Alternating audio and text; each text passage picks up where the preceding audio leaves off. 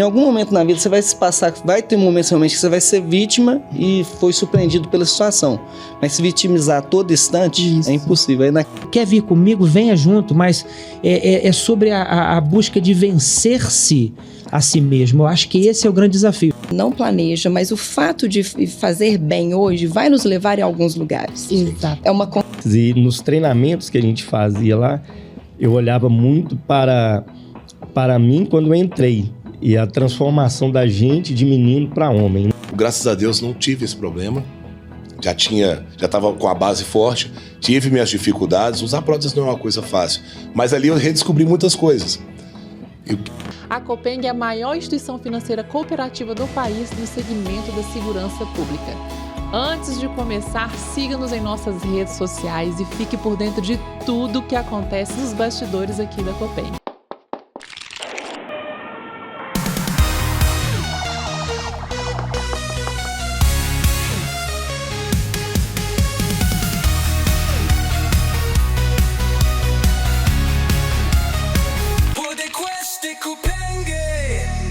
Olá, sou Mirella, presidente da AFAS e cooperada da Copeng. Hoje eu vou compartilhar com vocês a minha experiência nesta cooperativa.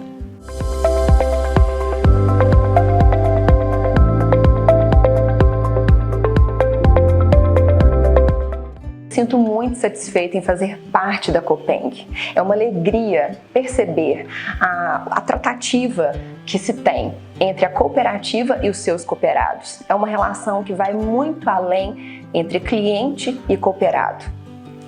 Bom, a distribuição das sobras demonstra o comprometimento que a cooperativa tem com os seus cooperados. Mais do que um benefício, ela faz com que todos nós se sentimos parte integrante do contexto e nos ajuda a dedicar nossa atenção e apoio também à Copeng. Minha experiência tem sido ótima.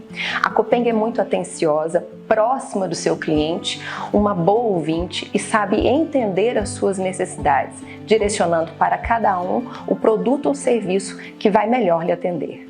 Eu vivo a experiência de ser uma cooperada Copeng, tanto na minha conta física e jurídica, assim também como presidente da AFAS, e percebo na prática os resultados e o retorno de ser cooperado da Copeng.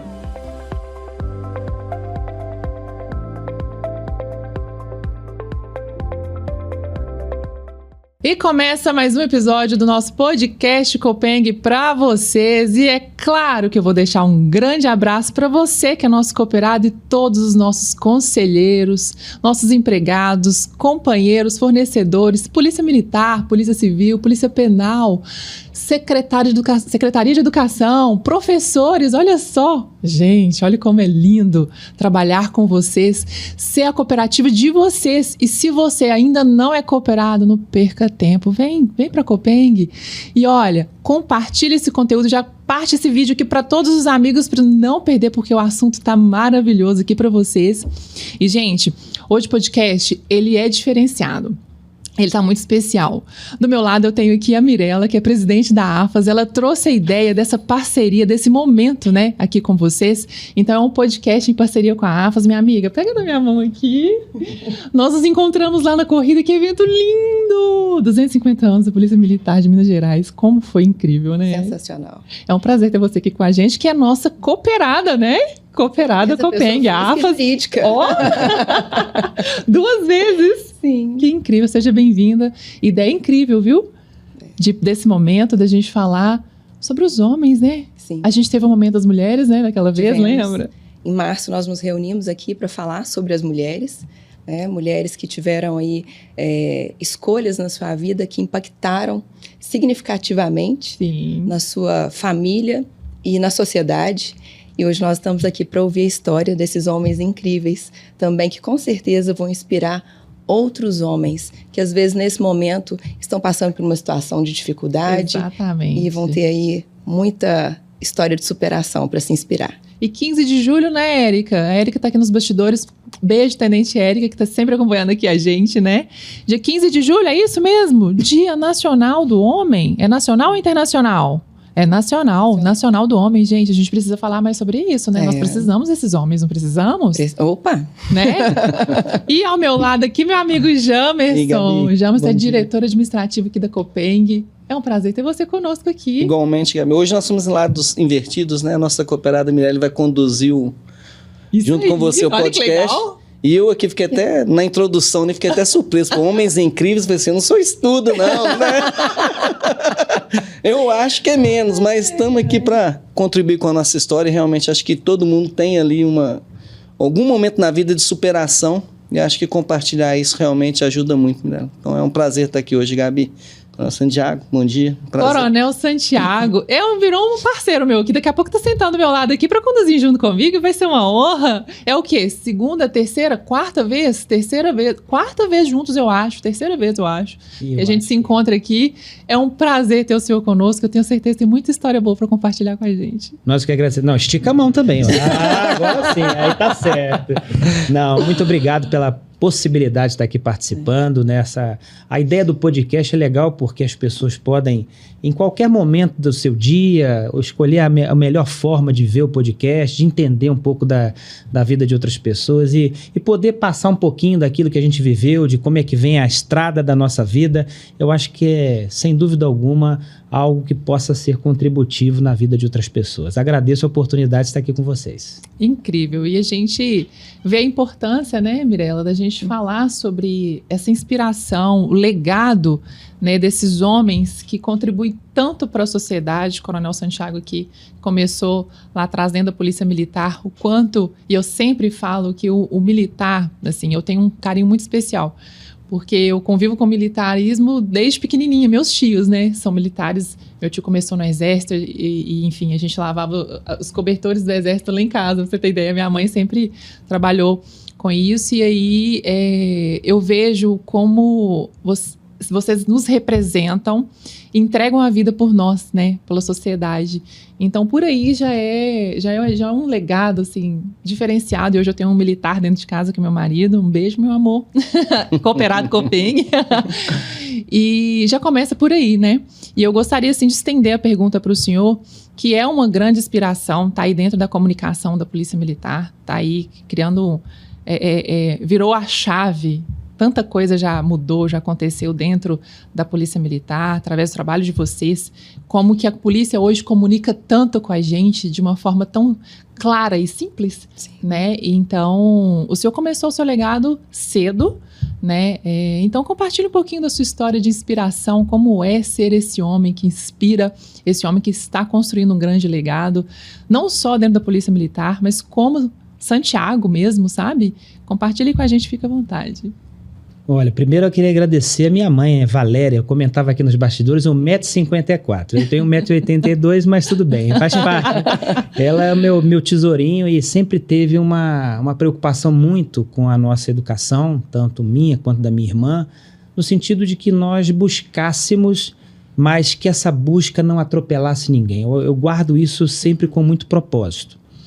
E de compreensão, como a gente falava nos bastidores aqui, compreensão dessa marcha que é a marcha da vida. Sim. Porque muitas pessoas, quando elas enfrentam uma dificuldade ou um problema, tendem a vitimizar-se, que é um problema grave, e elas ficam ali, como nós falávamos, no vórtex, né, que é o olho do furacão. As pessoas, elas ou se endividam ou têm algum problema de saúde. A tendência é ocupar esse espaço que ele é sombrio, mas traz um lado de comodismo, que é o vitimizar-se, é olhar para as outras pessoas, tá vendo como eu sou uma pessoa coitada, tá vendo como eu tenho dificuldade?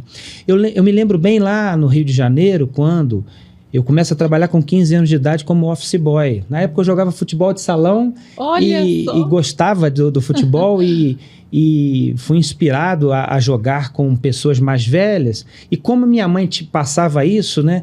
Não, sempre tem que respeitar os mais velhos, aquela coisa toda. E faltava um espaço no futebol deles, aí chamava a molecada para completar. E eu era um desses, né?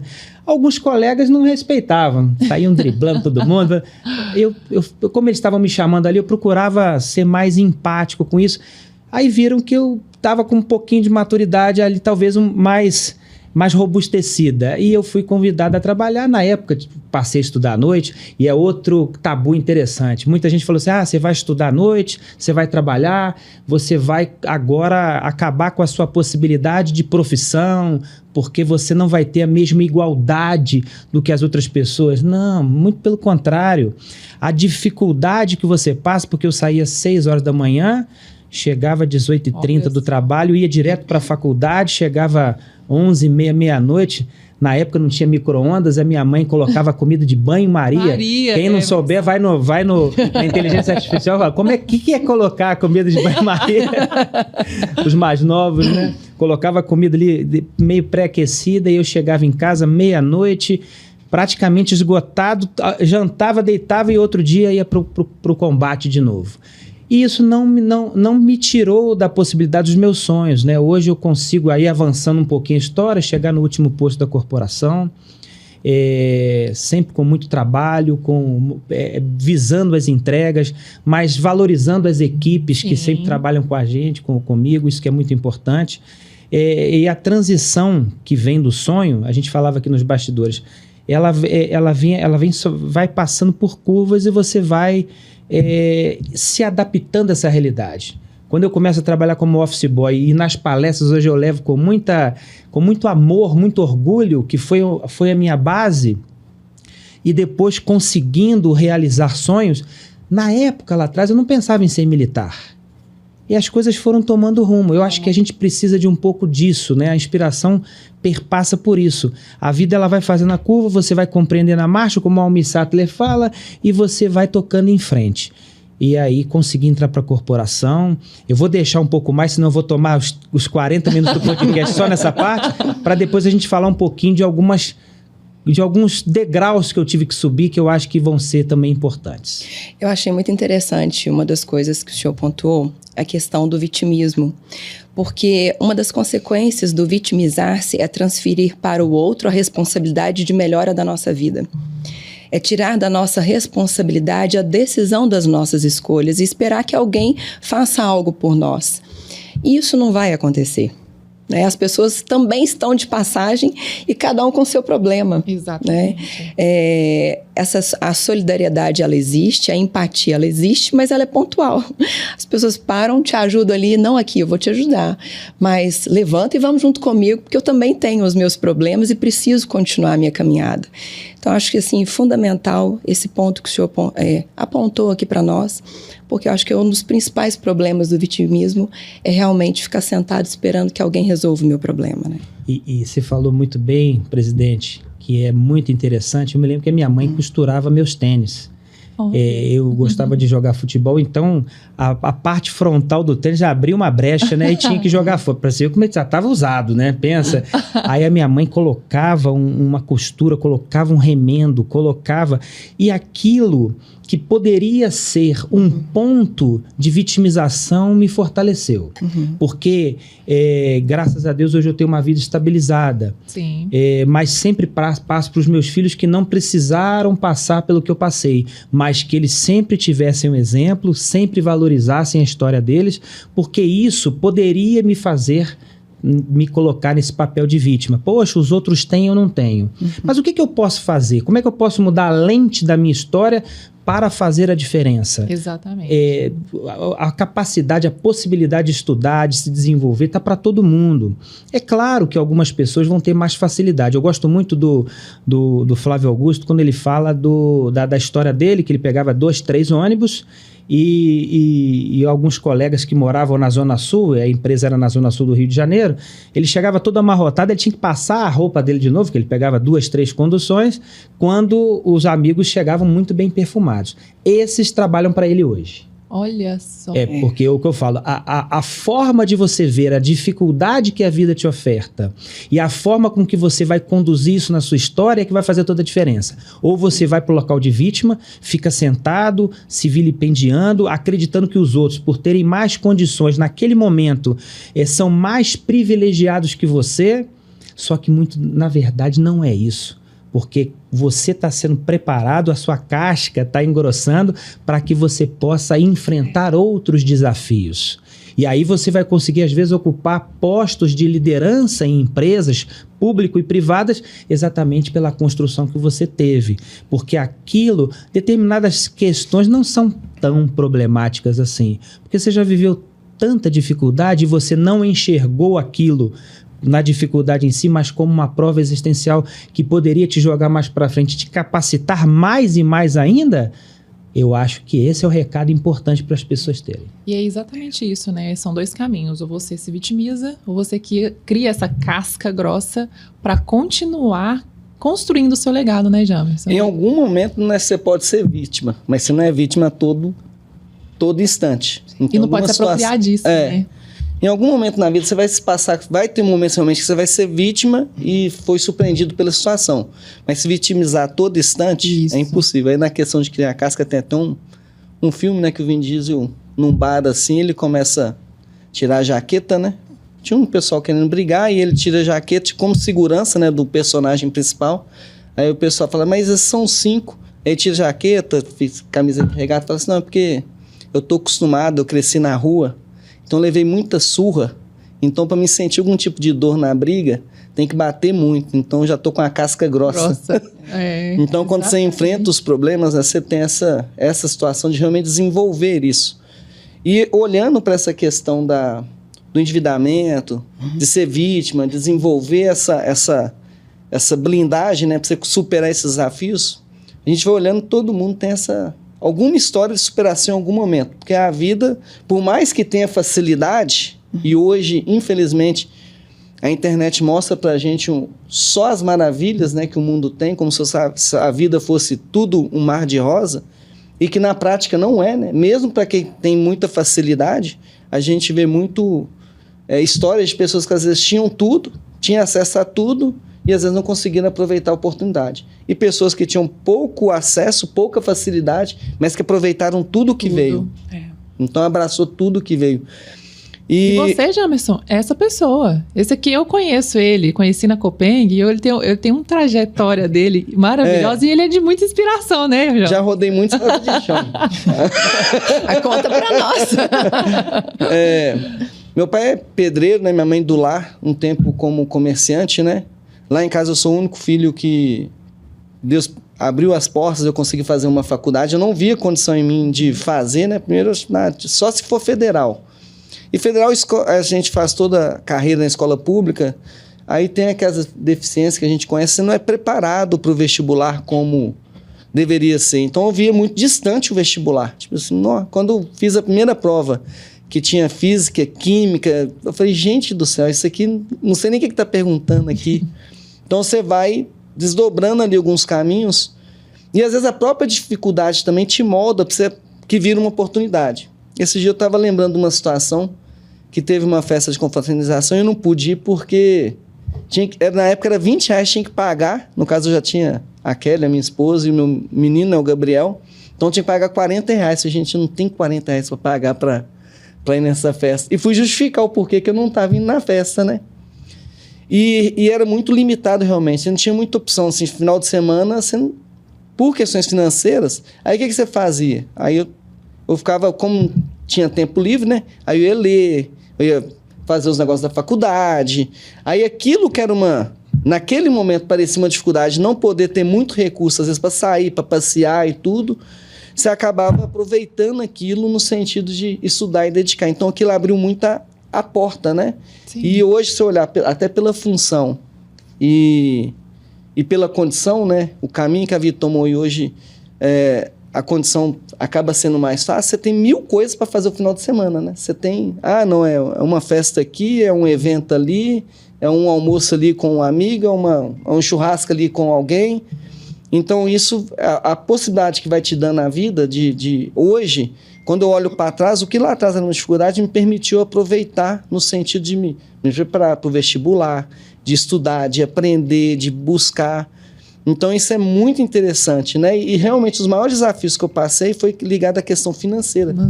Mas eu tive muito essa aprendizagem, acho que dentro do lar, você falou da sua mãe, a gente aprende muito. Você tá levando algumas lições que você vai levar para a vida, mas ninguém senta com você e fala assim, vem aqui que tô te ensinando. É no dia a dia as coisas vão acontecendo e que você leva aqueles valores, aqueles ensinamentos. Então, pelo fato, por exemplo, da minha mãe e do meu pai não ter renda fixa, nunca teve uma carteira assinada, então era muito disciplinada em relação ao que ganhava. Então eu precisava ter uma reserva, porque amanhã talvez eu poderia não ter serviço ou não ter renda. Então você gastava com aquilo que era realmente naquela pirâmide de Maslow, né? O que é necessidade, aí o que você vai classificando ali, então tudo era necessidade. E o que eu precisava fazer naquele momento ali, eu tinha que postergar. Exatamente. Então aquilo vai criando uma aprendizagem de você não... Até hoje, meu pai, por exemplo, com 74 anos, você fez um carnê, foi numa loja e fez um carnê, como vou pagar de 3 vezes, que ele ainda é do carnezinho que vai lá, não é no cartão de crédito, não. Na primeira já paga tudo. Por que você paga? Porque você fez 3 vezes, então não gosto de ter parcela, não. Então aquilo você vai levando aquele comportamento que vai te moldando também. Quando eu brinquei da minha esposa, né, a gente falou do casamento, era uma realidade totalmente diferente. O meu sogro era muito bem empregado, uma renda boa, uma qualidade de vida boa. E minha esposa não tinha essa preocupação, né? Tipo assim, ela fazia o crediário, às vezes até a mãe dela e o pai dela que ajudava, né? Então, quando a gente casou, aí tinha um primeiro conflito, que normalmente desencadeia aqueles que vão impactar na nossa vida, né? De ir lá fazer uma conta, quando pensa, tem uma conta ali para pagar. Eu falei, mas essa conta aí não estava no orçamento. Quem vai pagar agora? Então, isso vai preparando valor, a gente. Criando esses aí valores, depois veio a questão... E se a gente colocar como vítima, né? Por exemplo, nosso filho mais velho, o Gabriel, nosso filho do coração, por até diagnóstico médico, né? Infertilidade não aparente. Você não tinha diagnóstico porque aquele não engravidava. Então, a gente colocasse como vítima, talvez ia ficar com aquilo, né? Aí o Gabriel veio na nossa vida como um anjo, né? O enviado de Deus.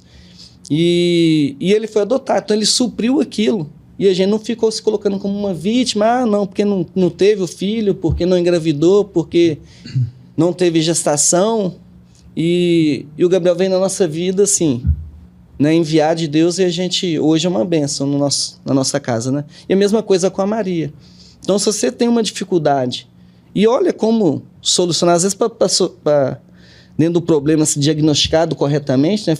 Às vezes coloca ali, não sendo diagnosticado, você vai para uma solução errada. Exatamente, se você diagnostica, você consegue ter mais de uma opção. Cabe a você querer recorrer naquela solução, né? Porque às vezes você está focado só numa. Não, a solução é só... Eu lembro que a gente fez todo o processo para tentar fazer a inseminação, já a primeira coisa é a reserva financeira, né? Não, vamos fazer aqui a reserva e vamos partir para esse caminho. E no meio do caminho, a gente conversando, não, acho que Deus não requer isso da gente. Acho que Ele quer realmente que o nosso propósito é um outro propósito. E realmente tem um outro caminho, né? Hoje a Maria e o Gabriel são a alegria da nossa casa, bênção, né? A Maria é maravilhosa, nossa. E a importância, né, Mida? A gente sempre conversa sobre isso aqui no podcast do valor, né? Sim. Valores que você carrega desde ali a infância, com seus pais, com o meio que você está inserido, né? Sim. E falando de valor, eu queria ouvir de vocês, o que é para vocês, o que é para o senhor um homem de valor? Olha, primeiro... É o que eu falei, né? Nós temos que ter coragem. Eu acho que Guimarães Rosa, que foi um homem de valor aqui do nosso estado, ele traz muito bem isso, né? O que a vida quer da gente é coragem. Eu acho que a gente precisa ter coragem para enfrentar os desafios. Claro que medo, a gente sente, o medo ele é natural. Exatamente. Ele só não é natural e ele vem muito da nossa mente pelas limitações que nós mesmos, pelas memórias, vamos criando. Do enfrentamento do dia a dia daquilo que se apresenta. Quando a gente fala de coragem, eu vou falar 2 coisas. Uma, inclusive, aqui vou dar de primeira mão. Olha só, que bom, por exemplo, legal. Eu sempre administrei ansiedade. Uhum. Cheguei até, em determinada fase da minha vida, a usar até medicamento. Olha. A profissão nossa, a gente se envolve muito com os problemas sociais. Exatamente. E aí, o que Deus fez para mim? Então você vai ser o porta-voz da instituição. Você vai enfrentar 3 milhões, 4 milhões de pessoas ao vivo. A gente dá um plus, né, para você poder É aquela história, né? Que eu peço capacidade, Deus te dá desafio. Sim, não é isso? sim. A gente, eu quero ter paciência, Deus te dá algumas oportunidades para que você teste sua paciência. E conseguir administrar muito, claro, com a ajuda de profissionais, com a busca que a gente tem que buscar.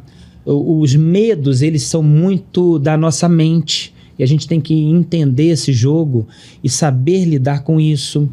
E saber lidar com as curvas. O James estava falando, e eu acho muito importante para aquele que nos assiste, a gente sempre fala que o que tem de hoje é a filosofia do GPS. Você sabe o que é a filosofia do GPS? Me conta. Recalculando o cálculo da rota. Essa frase, ela ecoa na minha mente o tempo todo. Sabe por quê? O que tem mais certo na nossa vida é a mudança.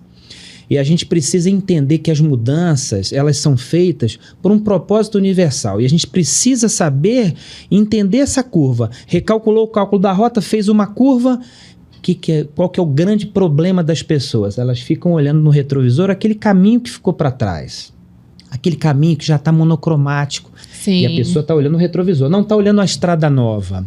Claro que a estrada nova tem desafios. Claro. Falando em desafios, né? Por exemplo, em 2021, eu tive um travamento de uma hérnia de disco que estrangulou o nervo ciático e eu estava perdendo o movimento do pé. Olha só. E por conta da pandemia, eu tive um atraso nas cirurgias. Já no final da pandemia, um atraso nas cirurgias, eu tive que ficar 3 meses aguardando, sendo que 1 mês praticamente deitado. Tomando medicação muito forte para controlar a dor de 6 em 6 horas. Dor nível 10 ali, aquela dor insuportável. E operei a coluna, até o médico virou para mim e falou o seguinte: Santiago, vamos colocar parafuso logo, porque eu acho que a gente elimina um problema que talvez você tenha que fazer isso posteriormente, então a gente já elimina isso. Eu falei, eu não tenho alternativa? Ele falou assim, tem, mas eu acho difícil, porque você vai ter que ter uma vida de atleta. Aí eu falei assim, opa, lembra da coragem, da oportunidade? Sim. Falei assim, onde é que eu assino? Ele falou assim, tá corajoso. Como o pessoal falou hoje, mostradinho, né? Mostradinho. Aí eu peguei aquilo e falei, não, eu quero isso pra mim. Então virei a chave completamente. Aí começam a ver os objetivos. Hoje eu quero chegar a 12% de gordura. Perdi 10, 12 quilos nessa história. Você passa a ter uma outra visão de vida. Aí, claro, a alimentação ela vem junto, então você começa a ter gosto por aquilo. Às vezes a pessoa vê uma foto e fala assim, tá querendo falar que tá na academia. Não, é porque eu tô me superando. Porque a grande superação é sobre mim, não é sobre o todo. Claro que o todo quer vir comigo, venha junto, mas é sobre a busca de vencer-se a si mesmo. Eu acho que esse é o grande desafio. Para piorar um pouquinho, eu fiz a cirurgia na coluna e 4 dias depois eu tive uma embolia pulmonar. Que isso? Nossa, e aí, muito sério isso. Eu me lembro muito bem quando eu estava no hospital militar. E eu vou para um lado mais lá dentro, conversei com o médico, falei assim, minha esposa está lá fora, minha filha, qual que é a possibilidade de morte? Ele falou assim, é grande, ainda está em risco. E aquilo Aí eu falei, não, mas peraí. E eu procurava sempre ter ânimo, porque, como eu falei, lembra da curva? Naquele momento eu precisava da fé, eu precisava seguir o que os médicos estavam falando, e sair dali eu tive que fazer uma reabilitação pulmonar, e a reabilitação ortopédica, porque eu tinha acabado de fazer uma cirurgia na coluna. E eu estava num dos cursos mais complexos da corporação, que é o CECEM hoje, que era o antigo CEGESP, que é a alta gestão, que me permitiu chegar no alto comando da corporação. Eu estava no meio do curso, tanto que eu fazia as aulas na UTI do Hospital Militar, tanto que os colegas às vezes saíam e me esqueciam com o celular, aí eu tinha que pedir alguém para ligar para um outro colega, vocês me esqueceram lá, me leva para a sala de aula. Eles me levavam para o café e me esqueciam às vezes.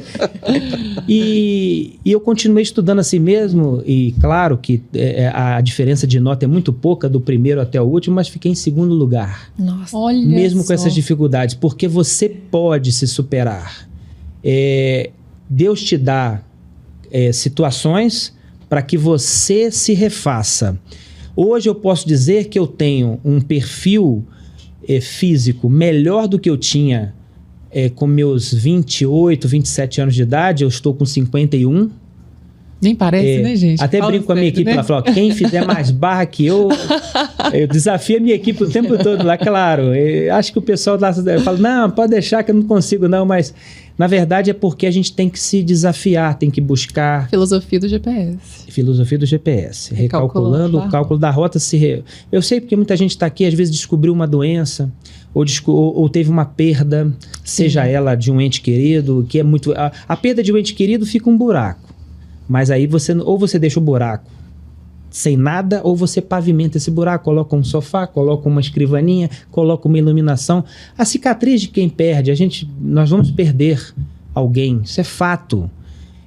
Mas eu sei que a dor da perda, eu perdi meu pai e meu sogro do ano de 2022. Meu sogro, ele pegou Covid, ficou entubado 54 dias. No meio desse período, meu pai vira para mim e fala assim, calma que seu sogro vai sair dessa. E uma semana do falecimento do meu sogro, meu pai faleceu. Nossa. Eu vivi 2 lutos assim, Duas perdas de forma próximas. simultânea. O que o Jamerson falou com propriedade é verdade. Não vitimismo, mas você vai sofrer, você vai ter esse momento. É o momento da caverna, o momento que você vai se enclausurar, o momento que você vai se entristecer, até de questionamentos. Você tem primeiro, ter fé, acreditar nesse ser superior, acreditar em Deus, buscar esse caminho da fé, ele é muito importante porque ele é que vai te ajudar nessa reestruturação, nessa readaptação, e aí você começa a compreender o que o Almir Sater fala, compreender a marcha e tocar em frente. Deus tem um propósito para tudo. Eles tinham aquele momento da vida deles. Aí é o cuidar da família, minha esposa, meus filhos, a minha sogra, que hoje que é uma pessoa brilhante, e viver e continuar a sequência da vida, fazendo com que vivi aquele momento do luto, então eu não posso mais sofrer, não posso mais ficar naquele espaço. Eu preciso me refazer. Assistindo coisas boas, lendo bons livros, indo a bons lugares, convivendo com pessoas que inspiram e que te jogam para cima, porque... Aí eu vou falar uma coisa que é até um pouco dura, né? Infelizmente, algumas pessoas, elas puxam a gente muito para baixo. Sempre tem, né? E aí, o que a gente precisa fazer? É não conviver com essas pessoas. Começar a cortar, né? A importância desse parece não, duro de falar, mas a gente precisa, sim. Eu vou lá, apoio, porque a gente... Tava até um colega que é do bombeiro, fala assim que eu sou policial militar, mas para algumas pessoas eu sou bombeiro. Vou lá, apago o incêndio e volto. Né? Por quê? Porque senão a gente fica também... Você entra nesse processo de mentalização. Então a gente conviver com pessoas que buscam algo a mais, conviver com pessoas que estão de bem com a vida, porque, segundo alguns especialistas, nós... temos um ecossistema. Qual é o ecossistema que você está frequentando? O que as pessoas querem e almejam? Se eu quero passar num vestibular, se eu quero passar num concurso, eu estou convivendo com que tipo de pessoas? Que estão me jogando para cima, que estão tentando a mesma coisa ou que estão lá vivendo uma mediocridade? Porque mediocridade vem do médio, né? Não é que eu queira nunca passar por cima de ninguém, mas buscar o que é seu com direito, que você pode, prosperidade é importante, ela é possível e todos nós podemos ter, desde que você... Todos, né?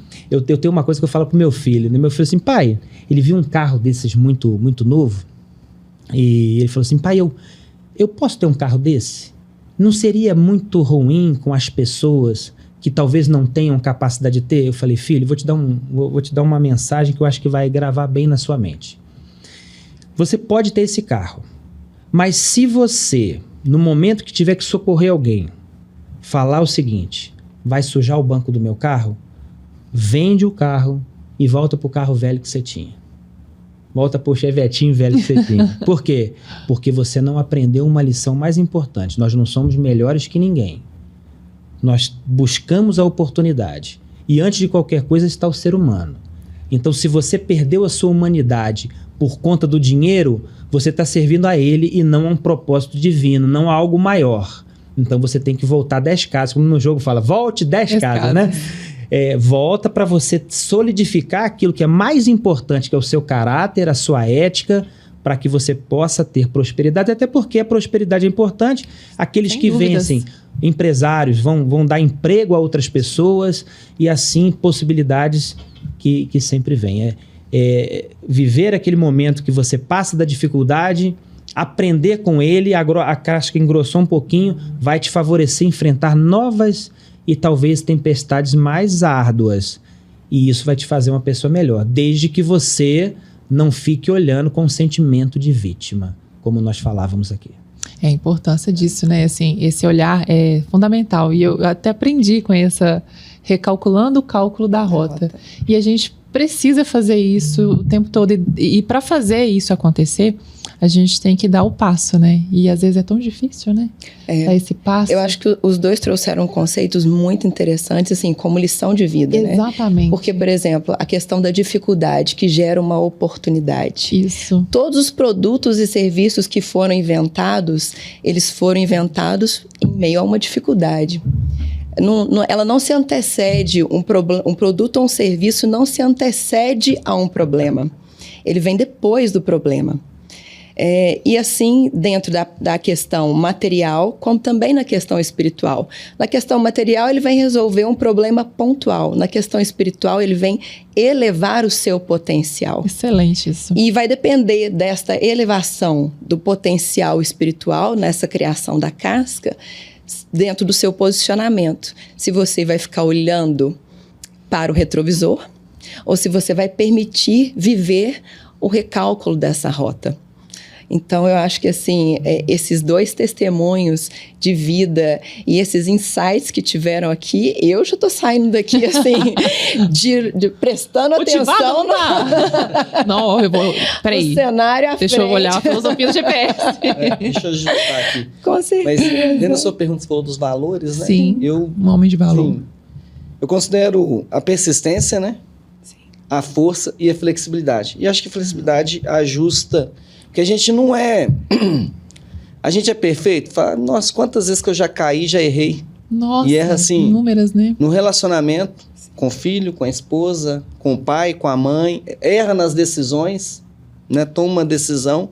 A sua capacidade de ser flexível e ajustar a rota, acho que exatamente é nesse aspecto. Ver assim, levantar, sacudir a poeira e seguir em frente. Sim. Porque se você ficar no momento do que você falhou, que você errou, se colocar como vítima daquela situação e não enfrentar o problema para superar, a tendência sua é ficar ali no olho do furacão e não conseguir superar.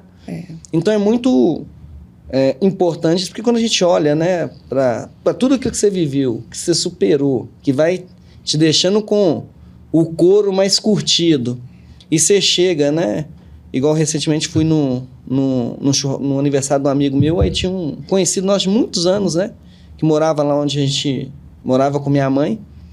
E aí ele começou a falar, bicho, eu lembro de você vendendo verdura na rua. Não, eu lembro de você lá passando na porta de casa lá, você ajudando seu pai e sua mãe. Então, assim, e ver hoje você, seus irmãos, tudo, e fico vendo tudo o que aconteceu, como que sua mãe e seu pai eram firmes com vocês, e que, assim, deu...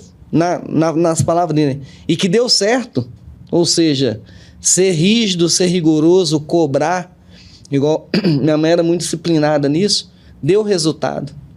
Então isso também é muito gratificante, e ser forte, porque eu acho assim que tem decisão que você tem que tomar que às vezes você não toma pensando em você. Depois que você decidiu constituir uma família, é diferente. E acho que todo pai pensa isso, né? Construir alguma coisa para os filhos, né? Legal, e você tem que deixar. Eu falo que eu tive muita... Eu tinha que dar certo, não tinha muita opção de escolha, não. Você dá certo, você dá certo. Não, tipo assim, não, vou fazer isso aqui, se não der certo, eu vou tentar outro. Não tinha muita opção. É aquela coisa, não pode ter plano B, né? Não o plano tinha. A, o plano É fazer o plano A dar certo. O plano B é fazer o plano A dar certo, né? Exatamente. Então você tinha que ter aquela determinação e convicção de fazer ali, porque às vezes você não tinha essa opção de escolha. Sim. Né?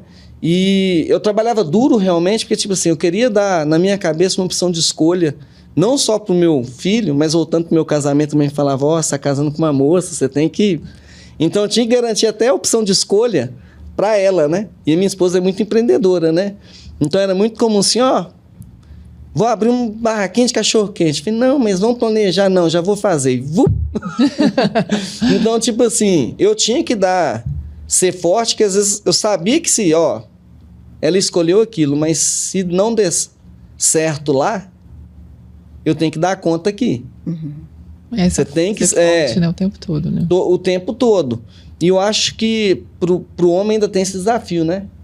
Por mais que hoje, o mundo moderno, as responsabilidades são divididas, né? O homem também ajuda com as questões do lar, da casa, da educação dos filhos, coisa que antigamente era bem separado, né? Normalmente a mulher estava ali do lar e com a educação dos filhos e acompanhando, e o homem era o provedor que ia realmente para a rua e trazia e colocava dentro de casa. Hoje está bem dividido, mas acho que esse papel ainda, ele ainda é mais forte para o homem. Quando as coisas apertam, ainda ele tem que demonstrar, e por mais que esteja tudo desmoronando, ele tem que ficar firme.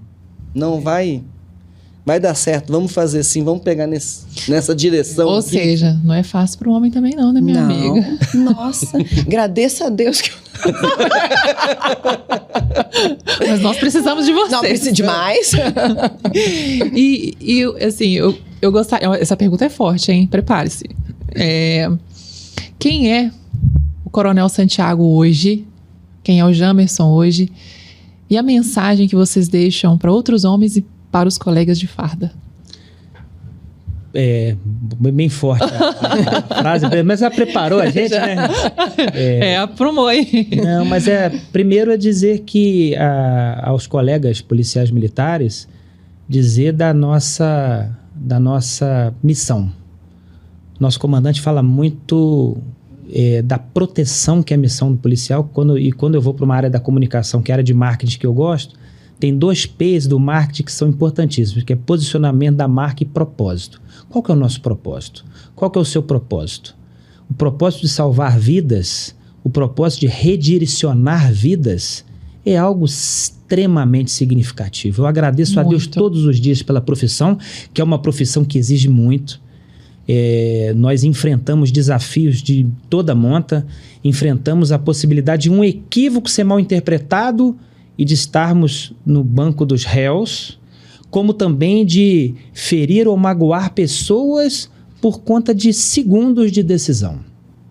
Mas são segundos que vão desengasgar um bebê, são segundos que vão fazer um parto. Isso aí. Esses dias eu estava descendo aquele viaduto ali que sai bem no centro, próximo ao shopping, aqueles shoppings populares, e uma gestante já caída ao solo, todo mundo olhou a viatura e falou assim, eu falei, pronto, vou fazer meu primeiro parto.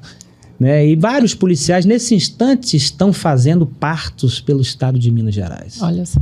Isso tem uma significação muito grande. Muito grande. Poder ajudar, e a presidente, a Mirella, falou uma coisa importantíssima aqui.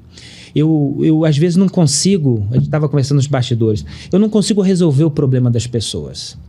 Mas eu posso tirá-la da queda do penhasco com uma corda e trazer para um lugar um pouco mais confortável, para que ela possa se refazer. Isso aí. E o policial faz isso todo dia. Eu lembro muito bem, uma vez um carro parou rapidamente, eu estava fardado andando nas ruas de Pouso Alegre, que eu servi lá no sul de Minas também. Aí desce as pessoas, a abordagem do carro, eu até localizei a arma assim, falei, o que está acontecendo?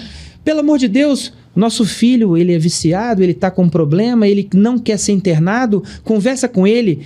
E em segundos eu entrei no banco de trás do carro, ele estava lá tremendo no lado, querendo sair, ele me viu, ficou assim assustado, sem saber o que fazer, e eu falei para ele assim, meu amigo, aproveita que a sua família está querendo te ajudar, abraça essa oportunidade e segue. E ele vendo a autoridade, né, a farda ali, ele olhando aquilo, ele fez assim, então tá bem. Aí a família entrou no carro, agradeceu e seguiu. Eu falei assim, tudo isso aconteceu em 15 segundos.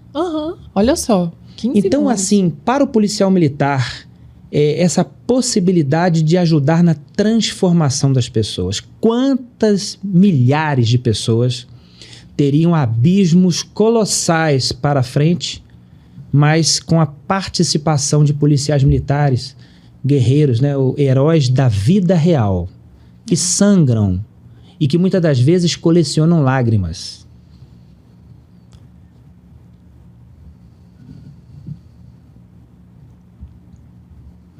Quantas lágrimas, né?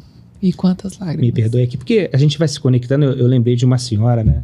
Lá em Brumadinho, eu ia entrar ao vivo numa matéria e ela falou assim, eu falei, a senhora pode esperar 2 minutinhos? Ela falou assim, posso, eu perdi tudo. Então a gente se depara com tanto claustro, com tanta tristeza. Sim. e ser bálsamo na vida dessas pessoas. Eu acho que é a maior missão que a gente tem. É missão. É isso. Né, Jamerson? Sim. É muito emocionante, né? Ver É. realmente, sim, tá como exemplo, né? Mas também por trás da profissão também tem essa responsabilidade, essa missão e que traz essas histórias, né? Que sensibilizam muito. Você vê ali, conhece muito a realidade, né? E o que eu falo aqui é que eu uso para mim, acho que todo mundo precisa ter um plano espiritual, ter uma fé. E eu tenho a minha, né? Sou cristão. Então, toda dificuldade que a gente tem, se é um conselho que eu posso dar, tenha o seu plano espiritual e sua fé. Porque todo momento que eu precisei, que eu tive ali os meus tropeços, que eu errei, como eu falei que a gente erra a todo instante, sempre Deus veio, segurou na minha mão e falou assim, vem pra cá, passa aqui, né? Que Ele sempre tem o que é melhor pra gente. E dentro dessa questão de jogar a corda, às vezes trazer ela para um lugar melhor, a vida não é fácil, mas vai ter alguns facilitadores. Eu preciso identificar esses facilitadores e aproveitar essas oportunidades que a vida vai dando, né? Pra gente superar. E não caia na ilusão de achar que tudo é muito fácil, né? Não será fácil, né? Não será nada de mão beijada. Tudo tem que ser conquistado, né? Na vida é assim. Eu também creio nisso também, né? Que é uma parte da palavra, né? Você vai ter que viver do suor do seu rosto. Então, você vai ter que dedicar ali, realmente trabalhar e laborar. Você tem que laborar. O que vem fácil, vai fácil também, né? Exatamente. Então, se esse conselho pegue duro, trabalhe, supere os desafios, né? Seja flexível quando for necessário. Eu lembro que as pessoas falam assim, hoje é muito... você tem que fazer o que você gosta. Fala assim, primeiro você tem que gostar do que você faz. Para depois, talvez, fazer o que você gosta. Porque se eu fosse fazer o que eu gostava, talvez eu era para ser jogador. Eu não tinha esse talento todo, não, mas tinha vontade. Não tinha talento, mas tinha vontade. E eu lembro que eu tive que decidir. Tipo assim, eu já jogava num time, só que assim, ainda adolescente, então você não tem... Comecei a trabalhar com 13 anos e eu tive que tomar uma decisão. Como o time treinava durante a semana e eu trabalhava, eu não podia ir no treino. Então, o fato da minha não participar do treino me dava o direito de sentar no banco de reserva. Eu não podia entrar jogando. Isso é injusto com o colega que estava treinando a semana inteira. Mas uma hora eu tive que decidir entre continuar jogando bola e esperar ali, talvez, abrir as portas para um time profissional ou trabalhar. E eu tive que... Não, vou ter que trabalhar. Tenho que pagar o meu ônibus, a minha alimentação, tenho que comprar o meu uniforme, o meu material escolar. E nessa hora eu tive que adaptar a rota. Mais uma vez na rota e ajustar, né? Eu gostava e queria ser jogador. E às vezes você tem que decidir realmente ali, tomar algumas decisões, porque não é fácil. E aprender a gostar do que faz. Então comecei a trabalhar, avaliava muito a questão de oportunidades, quais são os facilitadores, né? Onde que eu estou aqui, o que vai me proporcionar, onde que eu quero chegar, que esse tem um objetivo maior, né? Onde que eu quero chegar lá na frente. Então, aquilo que eu escolhi vai permitir, às vezes, eu alcançar lá. Então, eu olhava, fazia essa situação e me dedicava naquilo, né? E várias situações que a gente enfrenta, né? Desafio, lembrando como que eu cheguei hoje no Cicobi, né? Hoje estou assim, tenho um bom cargo, graças a Deus tenho um bom salário. Mas eu lembro que na minha primeira entrevista, e eu não consegui estágio, sabe como é que a vida é, né? Eu não consegui estágio por nada. Eu acho que eu tinha algum problema psicológico, porque todo o teste psicotécnico tomava pau. Eu não sabia o que era, não passava nas entrevistas finais, né? Aí eu pedi para um professor me indicar, se tiver algum estágio que eu preciso formar, e a vida também, a questão da realidade, ajustar, ter contato com outras realidades, pessoas que vão te inspirar, né? Na minha cabeça, a hora que eu terminar o segundo grau, nunca mais vou estudar, porque eu já tinha cumprido a minha missão. Né? Minha mãe falava assim, até o segundo grau você tem que fazer de qualquer jeito. Aí de lá para frente, não, cumpria, terminei, nunca mais eu estudo. E eu fiz um curso técnico, administração, e eu obrigatoriamente tinha que fazer o estágio. Quando eu, para formar, precisava do estágio, faltava 6 meses, gente, não fiz esse estágio. Aí eu comecei a bater na porta, não, preciso de um estágio, indica. E o professor me indicou nessa agência do Cicobi. Antes não tinha marca, né? Em 97, a marca veio ali na 2000 para frente, a marca única. Aí falou, vou te indicar, chama Concred, vai lá e procura, lá o gerente lá chama Abílio, já conversei lá, na época ele trabalhava na Wrangler, né, aquela confecção que tinha, né, marca de roupa. E o dono da Wrangler, diretor, ele vai te indicar lá. E procurei o gerente. Lembro que na entrevista a gente falou assim, ó, tinham só 4 empregados na agência, estava começando, né? Eu queria que ele assinasse o estágio. Aí, falei, vocês vão assinar o termo de estágio? Não, a gente assina, tal, mas aqui você vai fazer faxina pesada. Como é que faxina pesada? Não, você vai ter que lavar o banheiro, limpar o vidro, fazer o café, varrer o chão. Falei, não tem problema. Você vai assinar o meu termo de estágio, eu quero só formar. O que eu vou fazer bem feito. E realmente comecei ali, né, no estágio. Chegava mais cedo, o pessoal chegava para trabalhar, deixava tudo limpinho, né? Café pronto, pãozinho com manteiga já passado. Eu fazia bem o café. E quando passado ali mais ou menos uns 3 meses, a agência crescendo, o diretor me chamou, já nós vamos contratar outro. Hoje nem pode falar que estagiário ia fazer limpeza, né? Mas naquela época o estagiário fazia tudo que tinha que fazer. Aí nós vamos contratar outro estagiário, você vai ficar só no administrativo realmente, chamava antigamente de conta corrente. E se tiver alguém para indicar, eu falei, não, ótimo, assim, qual que é o perfil que você, de estagiário? Não, se for igual você, tá excelente. Aquilo para mim fiquei tão gratificante de ficar. Isso já foi na Copeng, né? Não, ainda na primeira agência. Depois eu vim fiquei 5 anos, de 97 até 2003, nessa agência de 2003 eu vim para a Copeng também convidado, né? Alguns amigos meus tinham trabalhado na outra agência, veio para a Copeng e me convidou. Lá mais de 20 anos. Desde 2003 eu estou na cooperativa, né? E eu lembro que ainda com o Capitão Rosa, no processo que ele veio me passar uma atividade, aí, tipo assim, a atividade não era das melhores, né? Mas assim, não, a gente pode contar com você. Eu falei, senhor presidente, se for para varrer o chão, dentro daquela linha, que você for fazer, faça bem feito. Se for para varrer o chão, vai ser o melhor chão varrido que vai ter nessa cooperativa, mas você pode contar comigo. Legal. Então é outro conselho, né? Se você, naquilo que você faça, seja melhor. Se você vai vender pipoca, esquece o que está ao seu redor, o conceito de ser bem-sucedido, que às vezes a internet passa, que não é, né? Na vida, às vezes ser bem-sucedido é aquela pessoa que às vezes está de cama, é conseguir levantar e ir até o quintal e pegar um sol. Aquilo para ela é ser bem-sucedido, é que vai ser bom. Então, legal. Ser bem-sucedido se você vai vender pipoca, que seja o melhor vendedor de pipoca, que veja quem que vende da melhor forma, o que precisa para vender. Igual já vende verdura, né? O que faz para vender verdura, né? Eu vendia muito fiado para voltar para casa, né? Eu vou pagar semana que vem. Mas essa... Que não podia, minha meta era, não podia voltar com verdura no carrinho para casa. Então, enquanto... Fazer o melhor, né? Então, antes de passar a palavra para a nossa presidente Mirela, tem algumas perguntas que às vezes elas não precisam ser respondidas com palavras.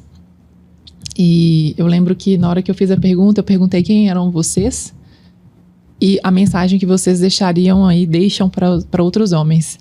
Mas a primeira pergunta já foi respondida, porque quem é o Coronel Santiago é exatamente esse. Acabou de deixar essa mensagem, contar sua trajetória, se emocionar. Esse é o Coronel Santiago, assim como esse é o Jamerson. Grandes homens de valor que construíram legados, estão construindo, né, na verdade ainda, deixando um grande legado de ensinamento, de missão e de fé, né? E eu gostaria de deixar a palavra final para a nossa Mirela e pedir a você que fique comigo, que ainda não acabou. Fique aqui, né, Mirela? Nossa! A gente vai sair daqui com um manual de vida, né? De um recálculo de rota, com várias sugestões e dicas assim muito inspiradoras. Eu fecho com uma das que agora também acabei de aprendi várias com os senhores, mas ter a meta clara te ajuda a suportar o processo. E é o que eu vi, assim, nitidamente na vida dos senhores. Os senhores se despojaram de tudo, né? Aprenderam, levaram os seus valores construídos dentro de casa. E aí vem a fundamentação da importância da família, sim, da importância de saber o valor e o significado que cada um tem dentro de casa. E poder passar isso para os seus, né? Com a oportunidade dos filhos que nós tivemos. Mas em toda a caminhada, sempre havia ali a visão para frente, para o alvo. E isso fez com que os senhores suportassem os processos. Tiveram momentos de queda, tiveram momentos onde precisou exercitar a flexibilidade, achei interessantíssimo esse ponto. Momentos onde reconhecer os erros e ser humilde, pedir desculpa. Eu acho assim interessantíssimo. Hoje eu vejo, por exemplo, o desafio que eram nas gerações anteriores para os pais de pedir desculpas.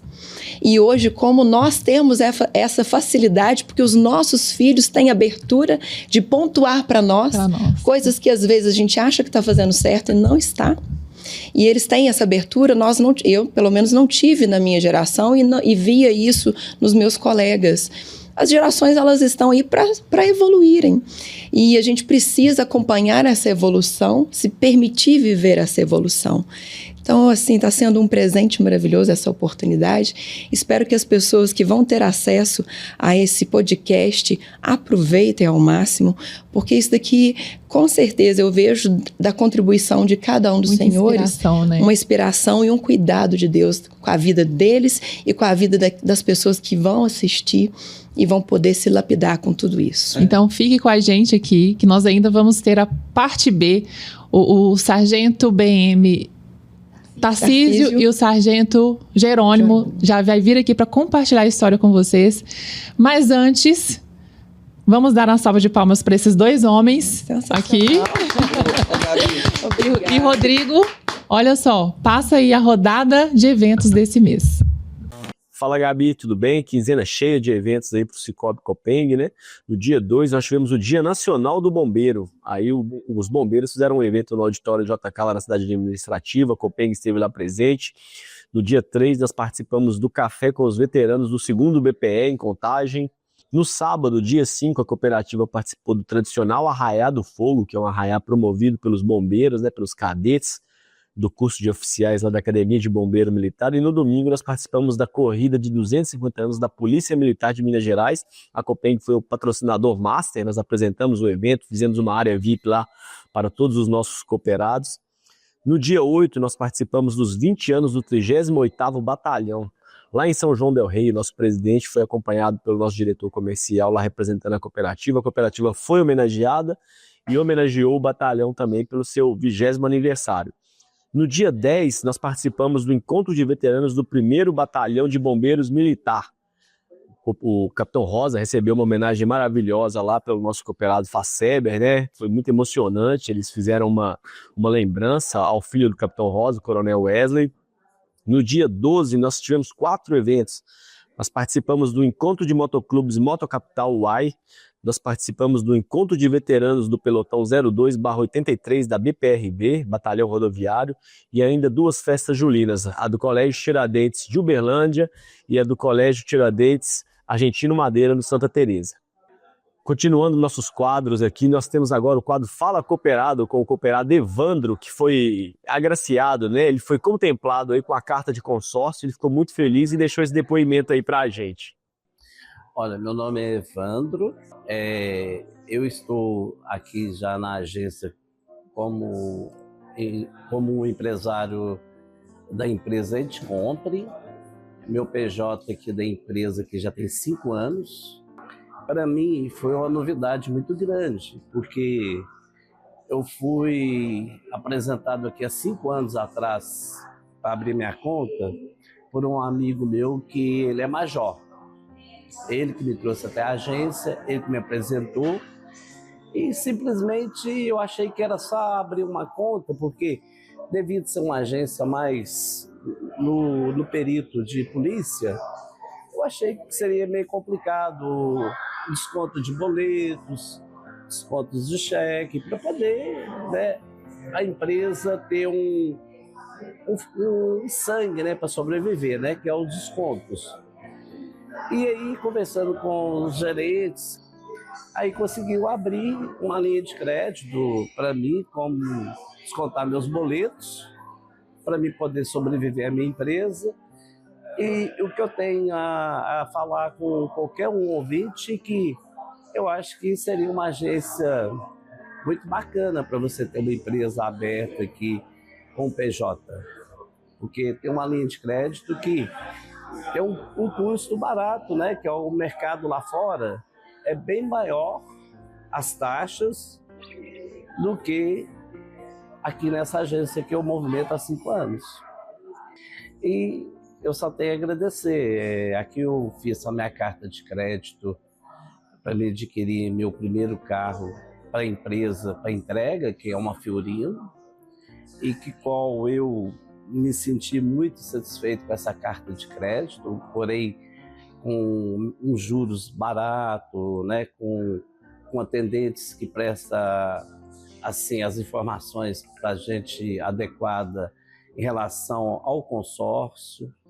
E eu estou muito satisfeito e fui muito feliz com essa carta de crédito, que hoje é meu carro de entrega da minha empresa, por eu ter vindo até a agência para me poder dar um lance.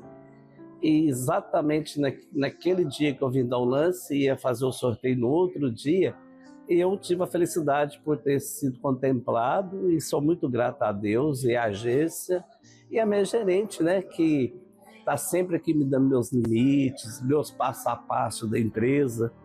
E a minha empresa começou com um limite pequenininho, hoje eu já tenho aqui, né, um volume alto, né, de acesso, de liberdade, de pedir minha linha de crédito. E só tenho a agradecer à agência e que Deus abençoe todos vocês. Então é isso, Gabi. Essas foram as informações aí de marketing, né, do nosso setor de comunicação integrado aí durante essa quinzena. Toca o podcast.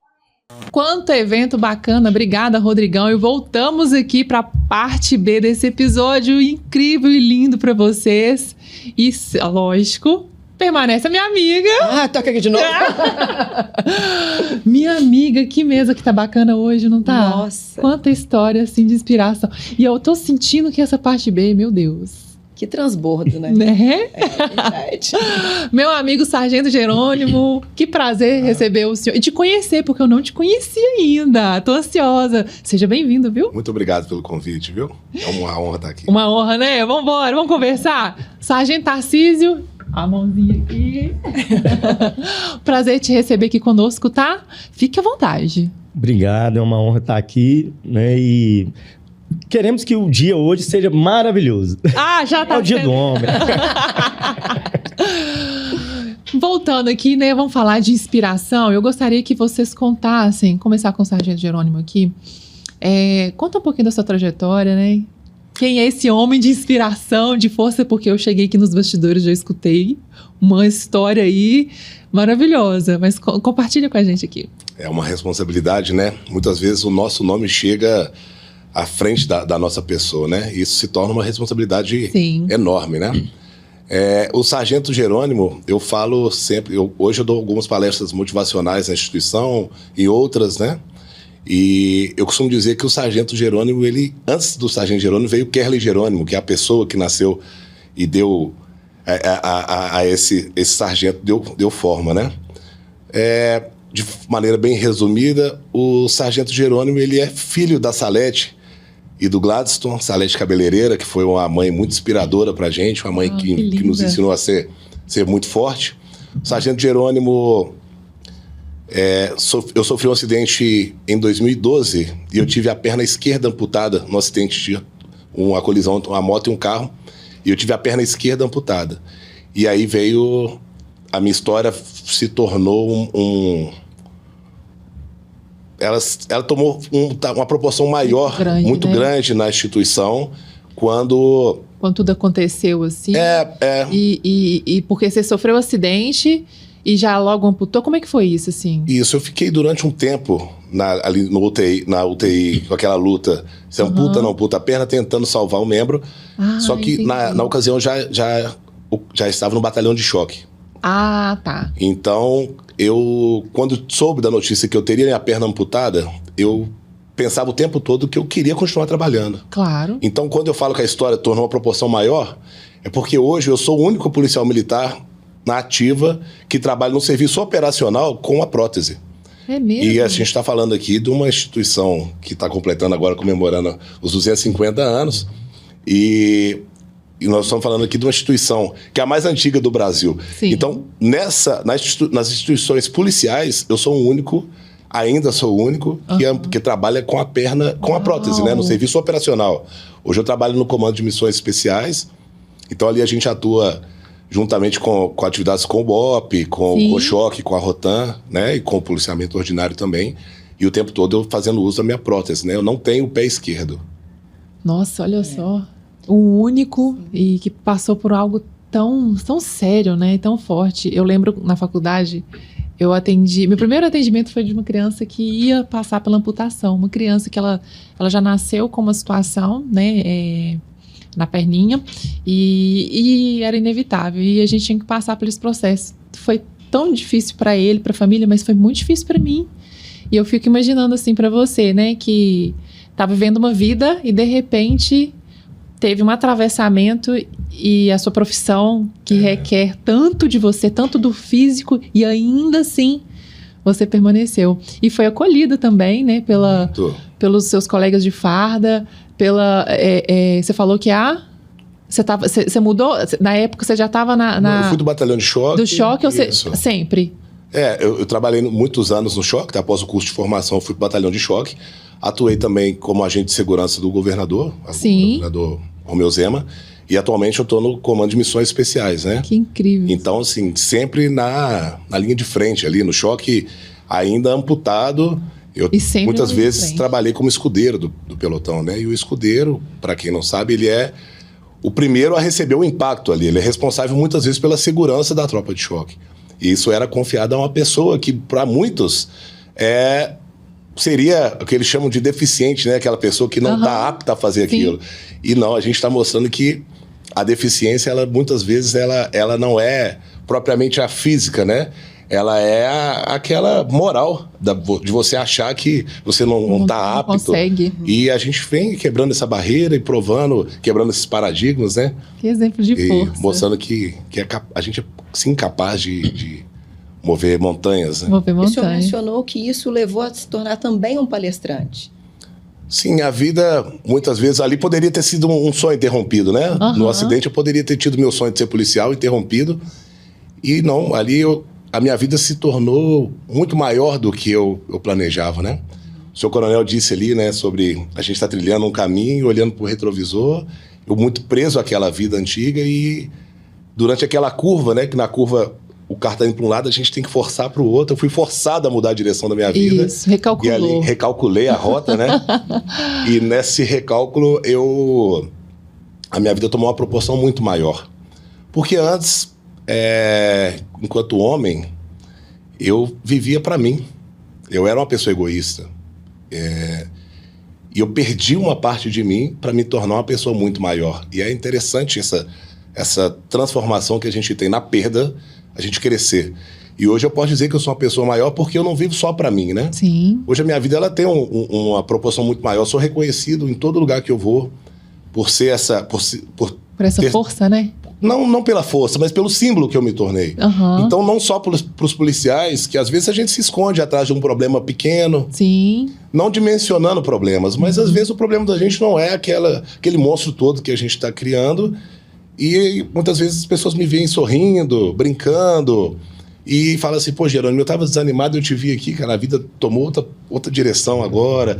E eu tô sempre com uma palavra de ânimo, né? Porque é sobreviver, né? Sobreviver. Quando eu sofri o meu acidente, eu fico pensando assim, o que poderia ter sido interrompido ali? Não era só o sonho de ser policial.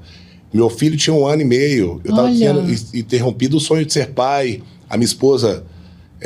meu sonho de conhecer o mundo. E hoje eu vejo cada oportunidade como uma oportunidade única. Eu não sei se eu vou estar abrindo os olhos do mesmo jeito amanhã.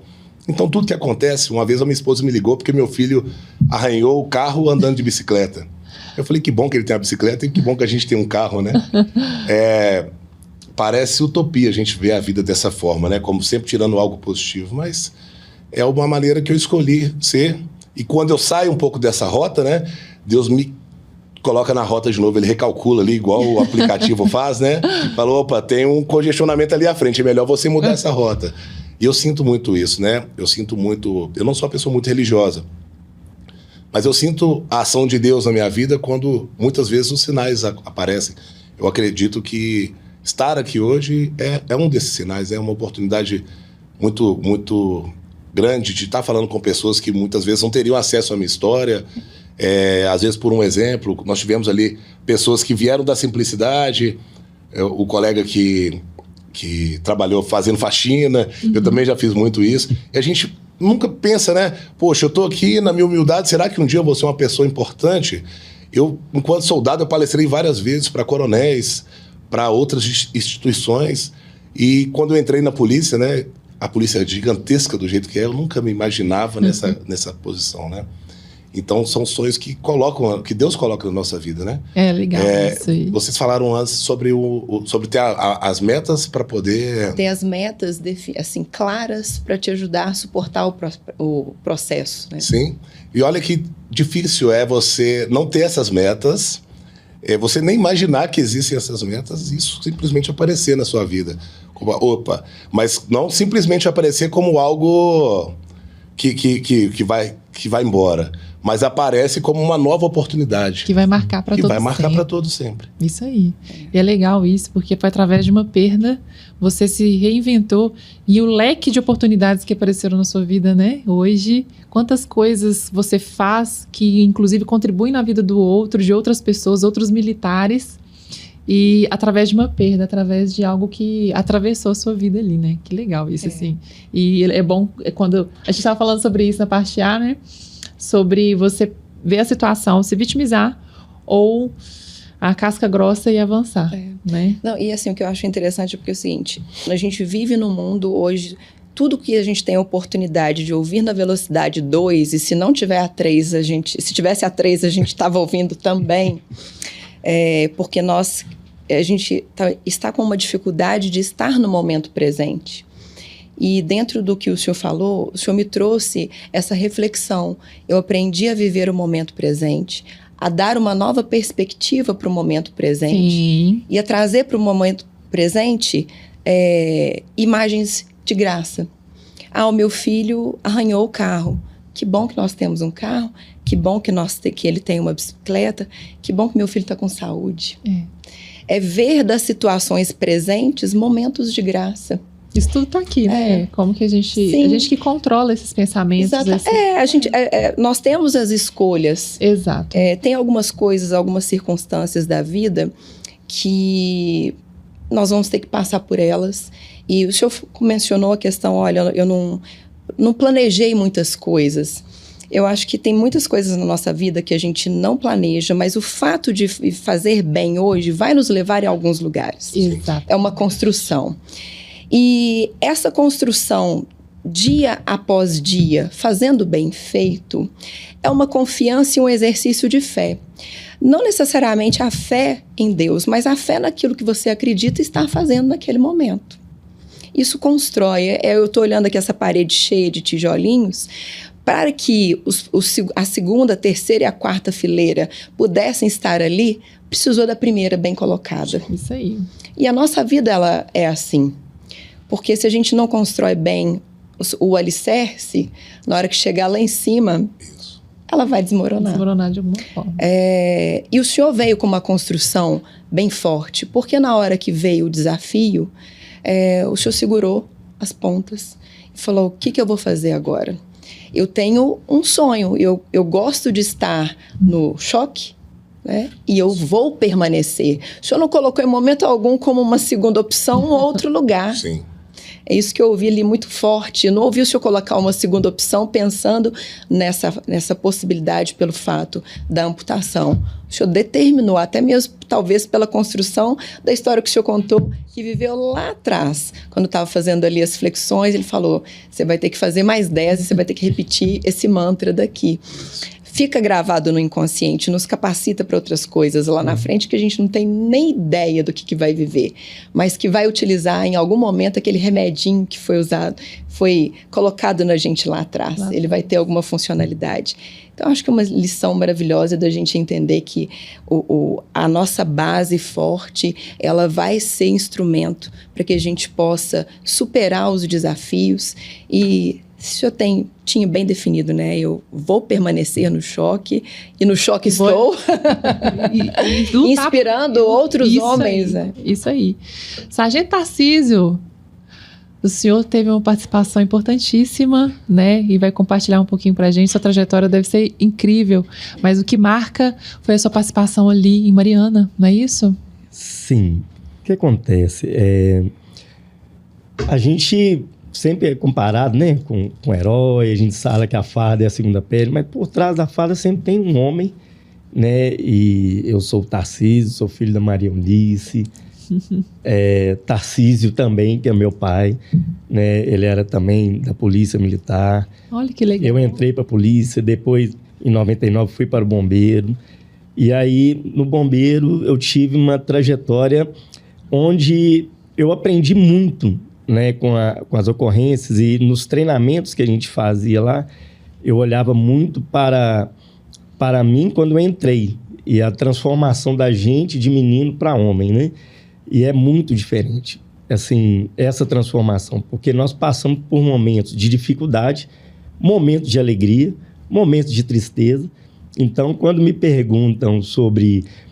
mas você já estava preparado para essa ocorrência? Você já é bombeiro? E eu falo assim, não existe preparação para você ver uma pessoa, né, numa situação difícil, porque nós somos uma tropa aquartelada que sai para as ocorrências, e a gente sempre tenta treinar para esperar sempre o pior, para que, se chegar lá for uma coisa mais simples, mais fácil, a gente conseguir adaptar o nosso treinamento àquela realidade naquele momento. Exato.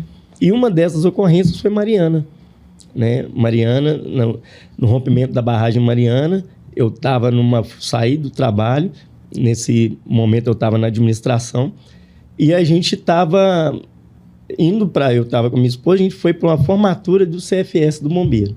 Chegamos lá, fui prestigiar uma amiga, e ela vamos para a festa, e agora vai rolar a festa agora da formatura e tudo. Eu falei assim, não posso, que eu estou sobre aviso. A barragem que rompeu, a gente pode ir. Foi numa quinta-feira, e a gente lá bem tranquilo. Na hora que eu estava indo embora, que eu falei com ela, se der, eu vou para a festa. E no momento que eu peguei o carro e saí, meu telefone tocou. Vamos estar indo para a barragem, para o acidente da barragem, vamos estar lá, 3 horas da manhã nós vamos encontrar e vamos deslocar para o local. Então, 3 horas da manhã, no dia 6, o acidente foi no dia 5, né, de novembro, e nós fomos para lá. Né, às 3 horas da manhã saímos, fomos para lá.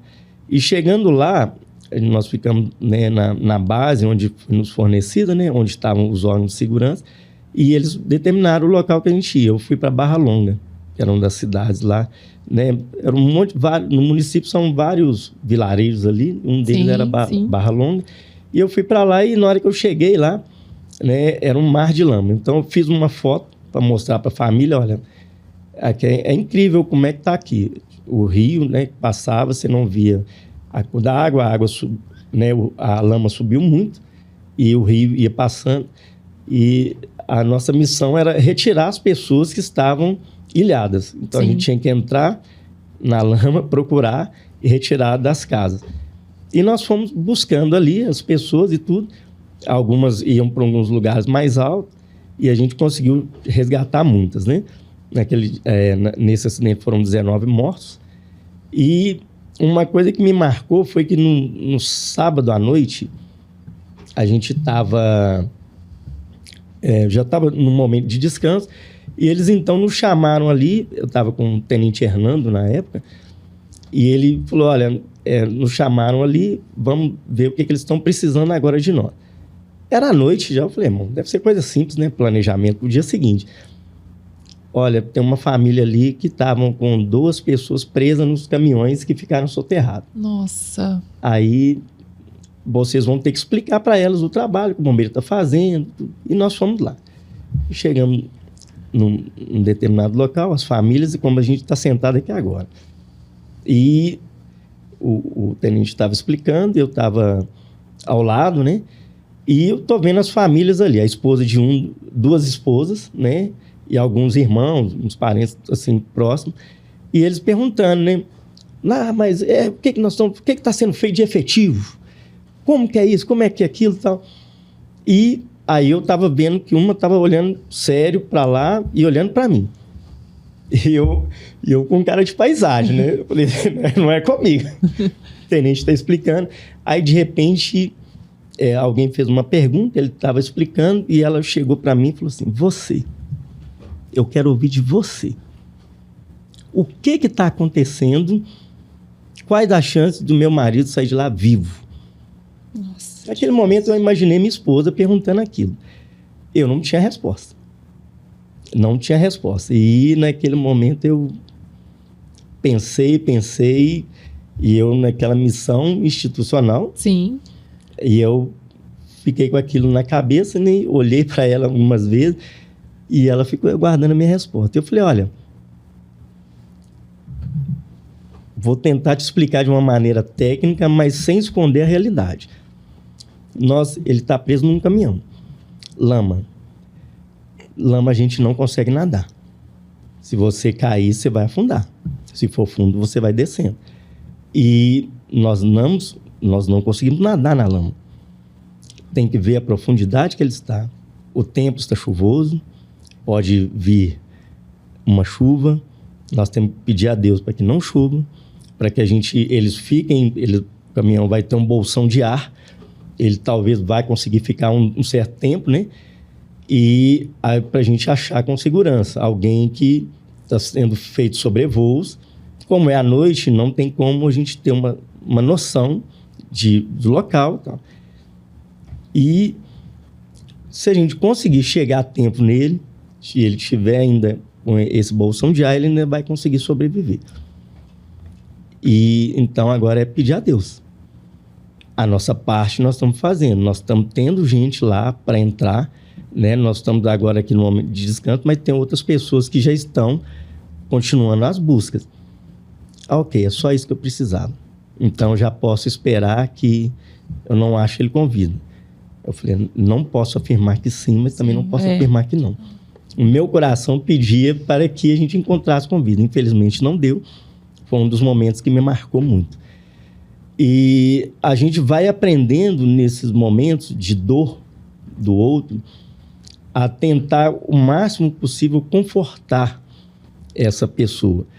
E na minha trajetória de bombeiro, a gente saía, às vezes, de um momento ruim desse e ia para um momento onde a gente estava com uma pessoa grávida tendo o nascimento de uma filha. Isso já aconteceu comigo. Não nesse momento ali, né? Lá eu estava por conta.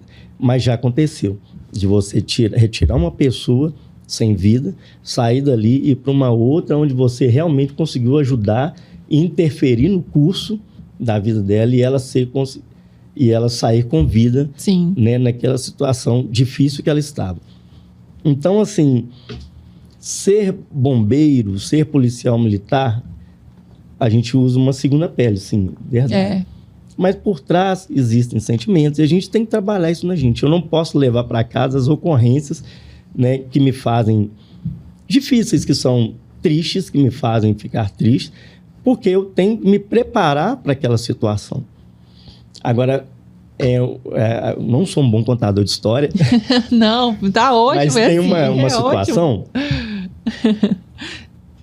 onde nós fomos num acidente e no EPA ali na Cristiano Machado, em frente ao EPA. O cara bateu o carro ali, ficou preso às ferragens. Nessa época eu estava no resgate. E na hora que nós fomos retirar ele, né, que o pessoal do salvamento já tinha desencarcerado, eu vi que o pé dele ainda estava preso próximo ao pedal. Então, eu chamei um colega e falei, tem que cortar o pedal. Ele cortou o pedal. E na hora que nós fomos puxar, só estava na pele. E aquilo ali, aí retiramos, colocamos. Já tinha um médico, nós colocamos na prancha. Aí o médico entrou com a gente, nós fomos com o resgate até o João 23. Tranquilo. No dia seguinte, né, uma coisa bem ruim, né? Aí um amigo chegou, me abordou, né? Eu saindo de serviço, aí falou, nossa, fui lá no EPA comprar um negócio e um cara lá comentando do acidente, vocês que estavam? Eu falei, era a gente que estava. Ah, tá. Nossa, cara, ele falou assim, o bombeiro chegou com um tesourão lá e cortou o pé do cara. Nossa! Aí nós olhamos e falei assim, Nossa! a situação Como assim? do cara. Então, assim, de um momento difícil, de fragilidade da pessoa, o outro levou essa situação. E nós falamos assim, cara, Telefone sem como é que fio, o cara viu o bombeiro cortando isso? Se eu estava lá e nós retiramos e tudo, eu falei assim, imagina quando isso vai para as pessoas. Exatamente. Né? Então, assim, até para isso a gente toma cuidado no trabalho da gente. Por quê? Porque essas situações, as pessoas, muitas das vezes, elas veem a situação e ela sai espalhando de uma maneira que não se torna nem real. E hoje, com a IA, a gente tem que tomar mais cuidado ainda. Então, assim, na profissão, a gente passa por muitas coisas difíceis. E nós vamos nos preparando para isso, para que essas coisas não se tornem internalizadas por nós como ruins. Porque a gente está num momento ruim, mas fazendo uma coisa boa. Enquanto muitos estão fugindo do incêndio, a gente tem que entrar. Né? Entrar para apagar. E é difícil, mas a gente tenta fazer tentar treinar de maneira mais forte possível para que o momento se torne ali, uma ocorrência se torne mais fácil. Entendi. Né? Então, a gente treina muito para que o treinamento nos dê o combate, treinamento difícil, combate fácil. Isso aí. E sabe o que eu percebo, Mirella, assim, conversando com eles, que o homem, né, ele é exemplo de força, principalmente a força física, e de força mesmo, né? Mas eu vejo presente uma sensibilidade, né, principalmente pela profissão, onde atuam, aquela sensibilidade de olhar para o outro, para as ocorrências que atende, para si mesmo, né, e quanto que isso é importante, assim, né? Uma habilidade de lidar com as emoções, porque numa situação dessa, né, esse olhar, olho no olho, me diga o que realmente vai acontecer. E utilizar de técnicas e da verdade. Acho que assim, a sua fala trouxe para ela um acalento, mas a verdade. Isso nele, né? Ela buscava isso nele, passou a confiança, falou assim: olha, você podia dizer inúmeras coisas, mas você usou da verdade e da técnica do conhecimento que você adquiriu ao longo da sua formação. E isso traz um profissionalismo e uma segurança para quem está naquele momento de dor. E assim, viver, e saiu de um extremo, né? Uma situação onde, infelizmente, foi uma fatalidade. E depois ter a oportunidade de presenciar o nascimento, uma vida, um momento de muita alegria ali para a mãe, com a chegada de um bebê. E tentar achar o ponto de equilíbrio, né? Porque são situações que os senhores saem de casa a serviço da vida do outro, doando a si mesmo. Mas que exige depois, com a oportunidade de voltar para casa, encontrar o ponto de equilíbrio para viver bem com a família. Então, eu acho que é uma profissão que exige uma entrega e uma presença divina que derrama uma sabedoria muito grande. Nossa, porque muita. É necessário, assim, né? Totalmente, né? Porque para poder conseguir entregar não é fácil. Eu sou pai de 2 filhos, né? Um está com 23 e a minha filha está com 18. Abner e Manuela. E assim, e voltando de uma ocorrência uma vez, eu chegando em casa, né? Foi uma ocorrência um pouco ruim, né? Onde nós tivemos perda de crianças. E eu cheguei em casa e abracei ele, ficou me olhando assim, falei: filho, nunca se esqueça, eu te amo demais, te amo muito. E aquilo ali eu guardei muito para mim, porque a família, ela acaba vindo num momento onde a gente sai de uma situação ruim, chega em casa, você vai buscar o conforto ali. Então, assim, a esposa, os filhos, eles vivenciam tudo que você acaba vivendo na rua. Por mais que você não queira levar para casa, você é a mesma pessoa. Não tem então, como. Mesmo que você não conte a ocorrência, mas o seu sentimento está ali. E muitas isso vezes você leva para casa. E ali você conta com o apoio da família. Com certeza. Assim como dos amigos. Acontece de você enfrentar um problema na rua e chegar em casa também tem um problema, né? Claro. Então, não que eu, por exemplo, já aconteceu de estar enfrentando ali no pelotão de choque formado, os manifestantes arremessando pedra, garrafa, e cessada ali a agressão, resolveu o problema, resolveu a manifestação. Pelotão liberado, vamos para casa. Chega em casa a esposa, olha, o gás acabou, o cachorro tá passando mal, o carro parou, e o carro tá parado aqui no meio da Via Expressa, o que eu faço, né? Então é difícil a gente manter esse equilíbrio. E para isso a gente precisa cuidar bastante da nossa saúde emocional. Eu tô com uma terapia agendada para amanhã, e foi engraçado que a minha esposa perguntou assim, tá tudo bem?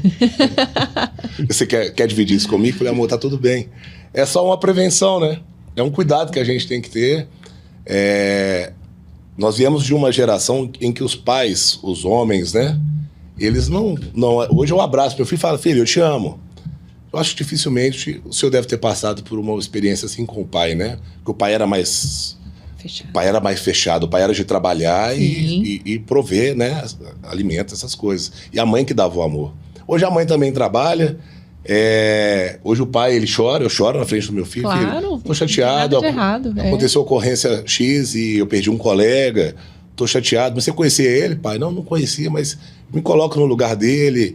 A gente vê os vídeos, muitas vezes eu coloco a viúva no lugar da minha esposa, no lugar da viúva, e a gente consegue se colocar no lugar do outro, né? Então é um cuidado que a gente tem que ter, essa manutenção, esse zelo conosco, para que a gente possa cuidar de outras pessoas, né? Nós somos pessoas de carne e osso, vistos como super-heróis, né? Eu tenho um vídeo com meu filho institucional do Dia dos Pais, e que ele fala, eu sou o Gabriel e eu sou filho de um herói. Ai, que lindo. Só que é um herói que sangra, né? É um herói que tem que tomar um cuidado, que tá aqui usando um colete balístico. Que não é imortal, não né? Não é imortal. Né? E além do policial, por baixo dessa farda, como o senhor disse, é uma pessoa que tem ali suas falhas, seus medos, né? Seus desafios. Nós somos preparados, sim, tecnicamente, para deparar com essas situações. Eu trabalhei na barragem de Brumadinho também. Estava em casa de madrugada, meu telefone tocou, estourou uma barragem, eu estava dormindo. Nem vi com a barragem estava tocando. Acionou a minha viatura, eu já tinha trabalhado o dia inteiro. Fui acionado, acho que umas 2 horas da manhã. Olha só. E não sabia quando eu voltava. E a esposa preocupada. Peraí, ele foi para a região de barragem e... Será que tem perigo? Tinha aquele risco de romperem outras, né? Em outras áreas. Sim. E ali as pessoas começaram, depois que as barragens foram estouradas, algumas começaram a saquear estabelecimentos, casas, porque as pessoas deixaram as casas e ali bandidos vinham para poder saquear as pessoas nesse momento.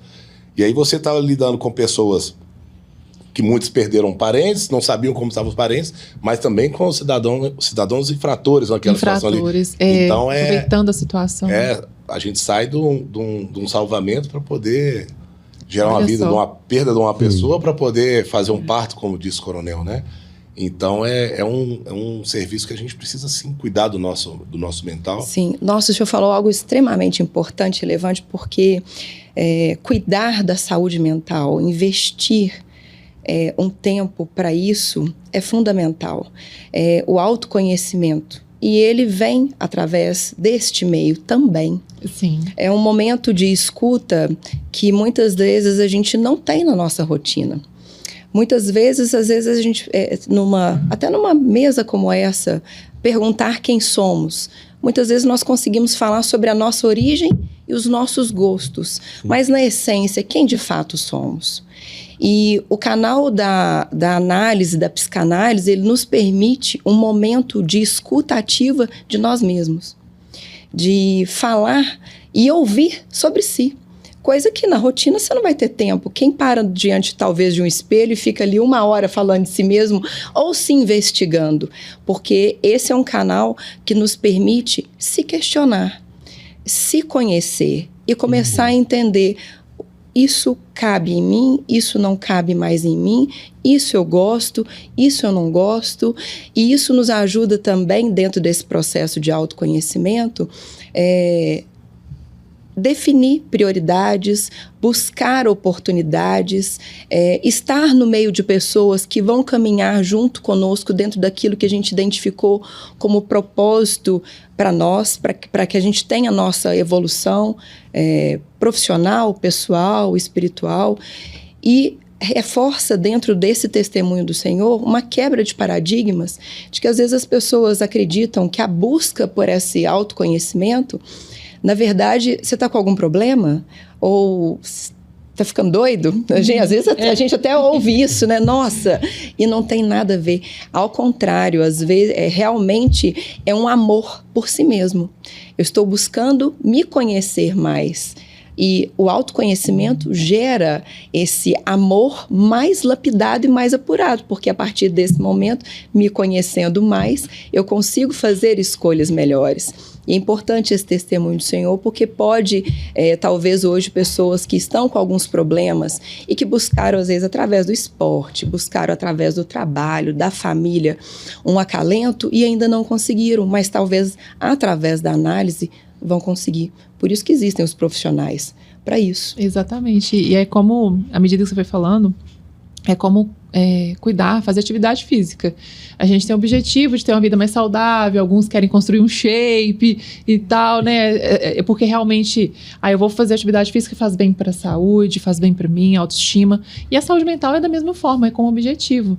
Se autoconhecer, né? E subir de nível, evoluir, né? E uma coisa que eu achei interessante é que, vou trazer para mim, assim, para minha realidade. O pessoal fica assim, nossa, Gabi, hoje você nem fica mais nervosa, né? Você gosta de falar no microfone, eu vejo você fazendo vídeo e tal, é tranquilo pra você, né? Eu morro de medo. Eu falei assim, olha, eu fico nervosa todas as vezes e eu não quero perder isso. Porque se eu fico nervosa todas as vezes, é o sentimento de estar ali e a minha mão fica suando e eu tenho aquela sensação de que eu sempre vou fazer o melhor de mim, eu tenho que sempre sair da zona de conforto, não posso achar que eu tô perfeita, e eu tenho aquele sentimento hoje, é o Sargento Jerônimo, e aí a Mirella, o coronel e tal, e eu fico nervosa, será que eles vão pensar de mim, Sargento Tarcísio, será que ele gostou? E esse sentimento de, será que tá bom, tô nervosa, eu faço isso todo dia, mas eu fico ansiosa para fazer. Por que eu não quero perder? Porque eu não quero ser fria mais, eu quero perder aquela, sabe, ser fria a ponto de estar aqui e tocar. Por tocar, sentei, mais um podcast, mais um microfone, mais um vídeo. Não, e assim vocês. Não perder essa sensibilidade. Porque quando você perde, você se torna frio e toca de qualquer forma. Então, essa sensibilidade, exatamente para esse momento dessa esposa que te pergunta, e aí? Qual me fala a verdade? Você sente essa sensibilidade na hora. Você se colocou no lugar dela. O Sargento Jerônimo, da mesma forma. Mesmo passando por tudo isso, você não perdeu a sensibilidade. Você atua na vida das pessoas, ajuda outras pessoas. O Brasil até me lembrou aqui de uma história que você tem com uma criança que perdeu a perna por conta de uma linha chilena. Você vai compartilhar pra gente? Então, não é perder essa sensibilidade de olhar para o outro, se colocar no lugar do outro e chegar na frieza a ponto de... Poderia responder só de forma técnica, nem pensar, né? E aí seria um coração partido várias vezes, né? Então, que a gente não perca essa sensibilidade pelo outro na nossa profissão, que por mais difícil que seja, né? Nós lidamos com medo diariamente, né? É uma constante na nossa vida, o medo e o zelo. Se a gente não tiver medo, a gente deixa de observar alguns cuidados que a gente precisa ter na nossa rotina, o uso do manuseio do armamento, do equipamento, e aí a gente pode estar perdendo vidas ou a nossa própria vida, né? Então o medo, ele precisa existir na nossa profissão.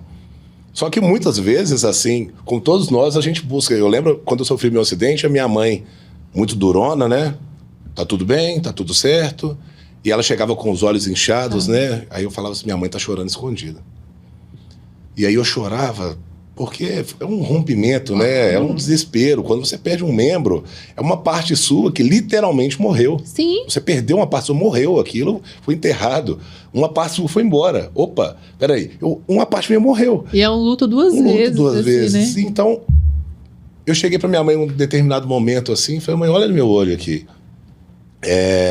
Chora comigo. Olha só. Não tô querendo chorar, não. Falei, mãe, chora comigo.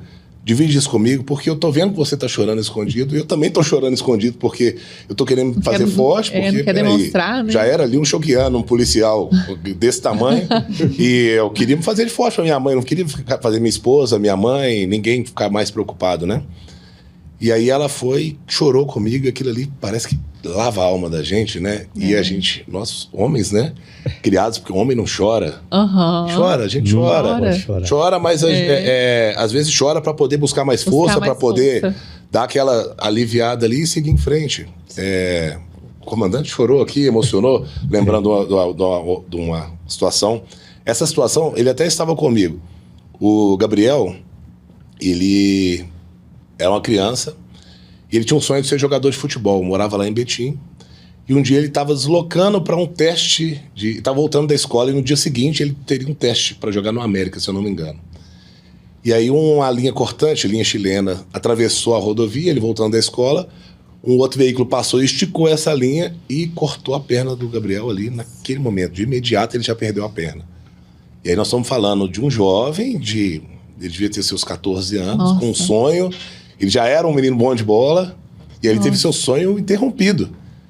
E ali a minha vida, durante muito tempo eu falava isso. Eu lembrava do meu período de amputação, a memória vinha em preto e branco. Eu não sei nem explicar isso. Talvez eu possa conversar isso com a psicóloga, né? Por que a minha memória era em preto e branco, né? É interessante. E aí nós fomos fazer essa visita para o Gabriel, porque gerou uma comoção, saiu em vários veículos de imprensa. Nós fomos lá fazer uma ação. O Gabriel não me conhecia. Então eu cheguei lá fardado, meu filho também chama Gabriel, era uma ação do Dia dos Pais, meu filho foi com a gente, o Gabriel ali cabisbaixo, não estava muito interessado com a nossa ação. E nós levamos para ele alguns brindes da polícia, e ele, tá bom, tá bom. E aí o coronel falava com ele, Gabriel, vai ficar tudo bem, sua vida vai seguir em frente. Ele olhava assim, com aquele olhar de adolescente, com desdém, né? Sim. Vai ficar bem para você, né? Aí eu agachei do lado dele e falei, Gabriel, vai ficar tudo bem, eu sou igual a você. Ele falou assim, igual como? E olhou para a perna, como quem diz, igual como, né? Eu sou um aleijado, né? Eu falei, eu sou igual a você. E aí eu, ajoelhado do lado dele, eu tirei a minha perna, tirei minha prótese. Sim. E aí, naquele momento, a gente brincou mais cedo que o olhar dele brilhou como a farda do Senhor, assim, né? E ali você viu a vida dele, a alma dele voltando a ter luz, ter vida, e ele viu esperança na vida dele e falou assim, mãe, na hora ele falou assim, mãe, olha, mãe, a perna dele, mãe, ele tem a prótese também, e ele não tem perna não, mãe. Olha, pai, o pai dele é um pastor. Você imagina, né, que era para um pastor estar enfrentando aquilo com um filho, né? Os questionamentos que aquilo traz para a fé dele. Sim.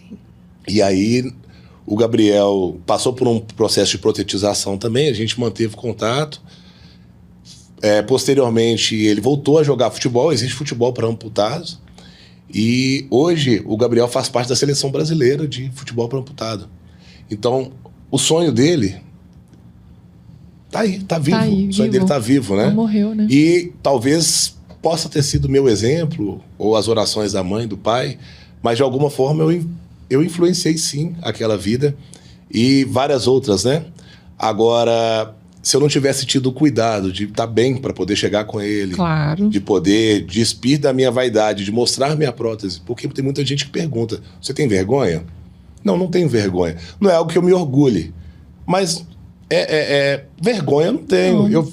A gente, depois que passa por esse processo, a gente começa a conhecer, né? Olhar mais para o lugar do outro. Antes eu era muito individualista. E passei a olhar, mesmo policial, eu era individualista. E depois que a gente passa por isso, eu como sou alto, é interessante falar isso, porque eu sempre olho para as pessoas de cima para baixo. Não por uma grandeza, mas por questões de estatura. Quando eu fiquei sentado na cadeira de rodas, eu fiquei um tempo na cadeira porque eu não conseguia ficar em pé. Durante o meu acidente eu perdi muito sangue. E aí na cadeira eu olhava para as pessoas de baixo para cima. E esse processo de olhar para as pessoas de baixo para cima, quando as pessoas olhavam para cima, de cima para baixo para mim, naquele olhar tinha pena. Porque elas não tinham o que me falar. Sim. E eu falava assim, eu vou ficar forte, eu vou ficar bem, para que quando alguém chegar para mim, para me falar alguma coisa, para me consolar, eu que vou consolar essa pessoa. Então, eu tive meu processo, hoje eu visito algumas pessoas em hospital, faço visita, palestra motivacional, mas eu sempre falo isso, respeite o seu momento, respeite o seu processo, porque você não pode atropelar processos, porque senão lá na frente isso vai te fazer falta. Eu, graças a Deus, não tive esse problema, já estava com a base forte, tive minhas dificuldades, usar prótese não é uma coisa fácil, mas ali eu redescobri muitas coisas. Eu descobri a vontade de... Eu lembro que às vezes na maca, eu fechava o olho e imaginava que eu estava dançando com a minha esposa. A gente gostava de dançar um forrozinho. Eu imaginava que eu estava dançando com ela. Quando eu estava com a muleta, olha que coisa mínima. Eu não conseguia, com as duas mãos usando a muleta, eu não conseguia servir meu próprio prato. Então eu tinha que apontar. Eu quero arroz. Não, menos arroz. Não era estudo de carne. E aí a gente vai descobrindo a importância das pequenas coisas. Do filho estar saudável para poder andar de bicicleta. A minha cadeira de rodas não passava nas portas, porque a gente não projeta uma casa pensando numa pessoa cadeirante, né? Então, a nossa forma de enxergar o mundo, não só de olhar de baixo para cima, de cima para baixo, mas olhar para o lado, né? Mudou muito. E não desejar dependência também. Sim. Não querer a dependência do outro. A gente conhece muito, senhor sargento, depois que entra nesse processo de uma pessoa amputada, você conhece pessoas que ali começam a praticar o esporte, uma natação. É engraçado que as pessoas chegam e falam assim, você está na Paralimpíada por quê? Aí eu falo assim, por que você não está correndo uma maratona? Isso aí. Por que eu que tenho que ser o para-atleta e você não? Peraí, eu que não tenho uma perna tenho que ser atleta e você, o que está te faltando? Por que você está projetando isso para mim, né? É um confronto, assim, para Nossa, mudar. que pergunta, hein? Uma história, acho que o nosso tempo está encerrando, mas buscando esses esportes, eu estou sempre me desafiando. Então eu pensei assim, qual o esporte que eu posso fazer agora? Já fiz de tudo um pouco de esporte. E aí eu fui buscar o futebol americano. Olha, eu vou jogar futebol americano, né? E aí no futebol americano eu cheguei lá para as pessoas, não foi o futebol americano para pessoas amputadas não, fui para pessoas sem deficiência. Sim. E aí eu cheguei lá com a prótese de corrida, e todo mundo admirado, que legal, ele se sente válido, ele se sente um de nós, que legal, tirou a foto comigo, olha como sua prótese é bonita, parabéns, bati a palma, isso aí, força, legal. Só que era uma seletiva, para 60 pessoas e talvez 400 ali, disputando aquelas vagas. Eu fiquei dentro das vagas. Quando eu ocupei as vagas das pessoas que não tinham a deficiência, eles foram lá na comissão avaliadora e falou assim, mas ele não pode jogar com a gente não, porque ele tinha que jogar com as pessoas com deficiência. Essa perna dá vantagem para ele. Olha como que a pessoa se coloca num local de mediocridade para poder apontar para o outro algo que a pessoa conseguiu fazer melhor com ela em piores condições. Né? Então a gente tem que tomar muito cuidado com isso. O coronel disse muito bem quando ele disse, a gente tem que se retirar de alguns lugares que não nos cabem mais, né? Tomar alguns cuidados com isso. Isso serve muitas vezes para os nossos amigos, né? E é um ato de coragem isso, é um ato de coragem. Nós homens, nós temos muitos amigos ali que às vezes estão fazendo coisas que a gente não concorda, mas o homem não fala com o outro homem assim, cara, isso não tá legal, né? A gente não tem esse cuidado porque vai ser tido como um babaca. Agora você tá defendendo essas causas. E não é isso, né? A gente dá o toque no amigo. Ser amigo, né? Se colocar no lugar cuida dele. Da sua saúde, cuida da sua família. Cuida do seu espiritual, e é um cuidado que a gente tem que ter.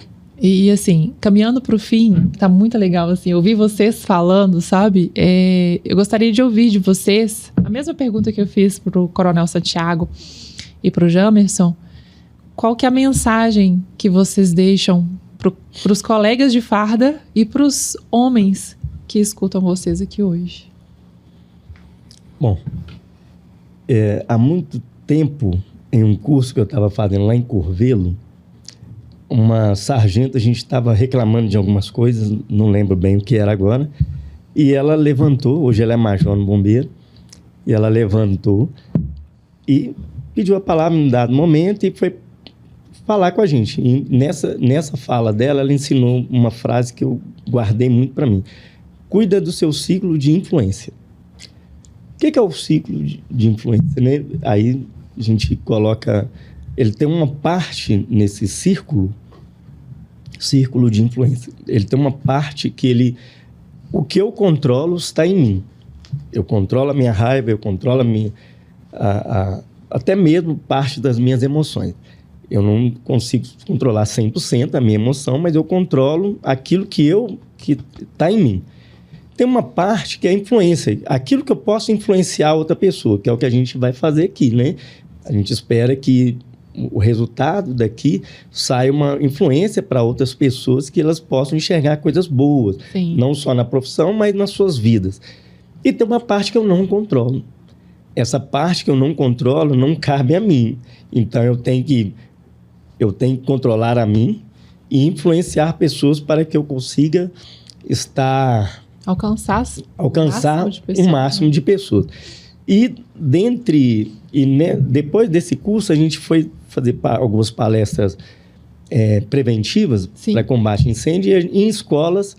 Né, eu peguei uma história que eu aprendi com um chefe nosso lá, e ele tinha, na história, um pai estava assistindo televisão e o filho o tempo todo provocando ele, vamos brincar. Aí ele pegou uma revista e falou, você gosta de quebra-cabeça? Cortou a revista e deu pro filho. Monta aí o quebra-cabeça.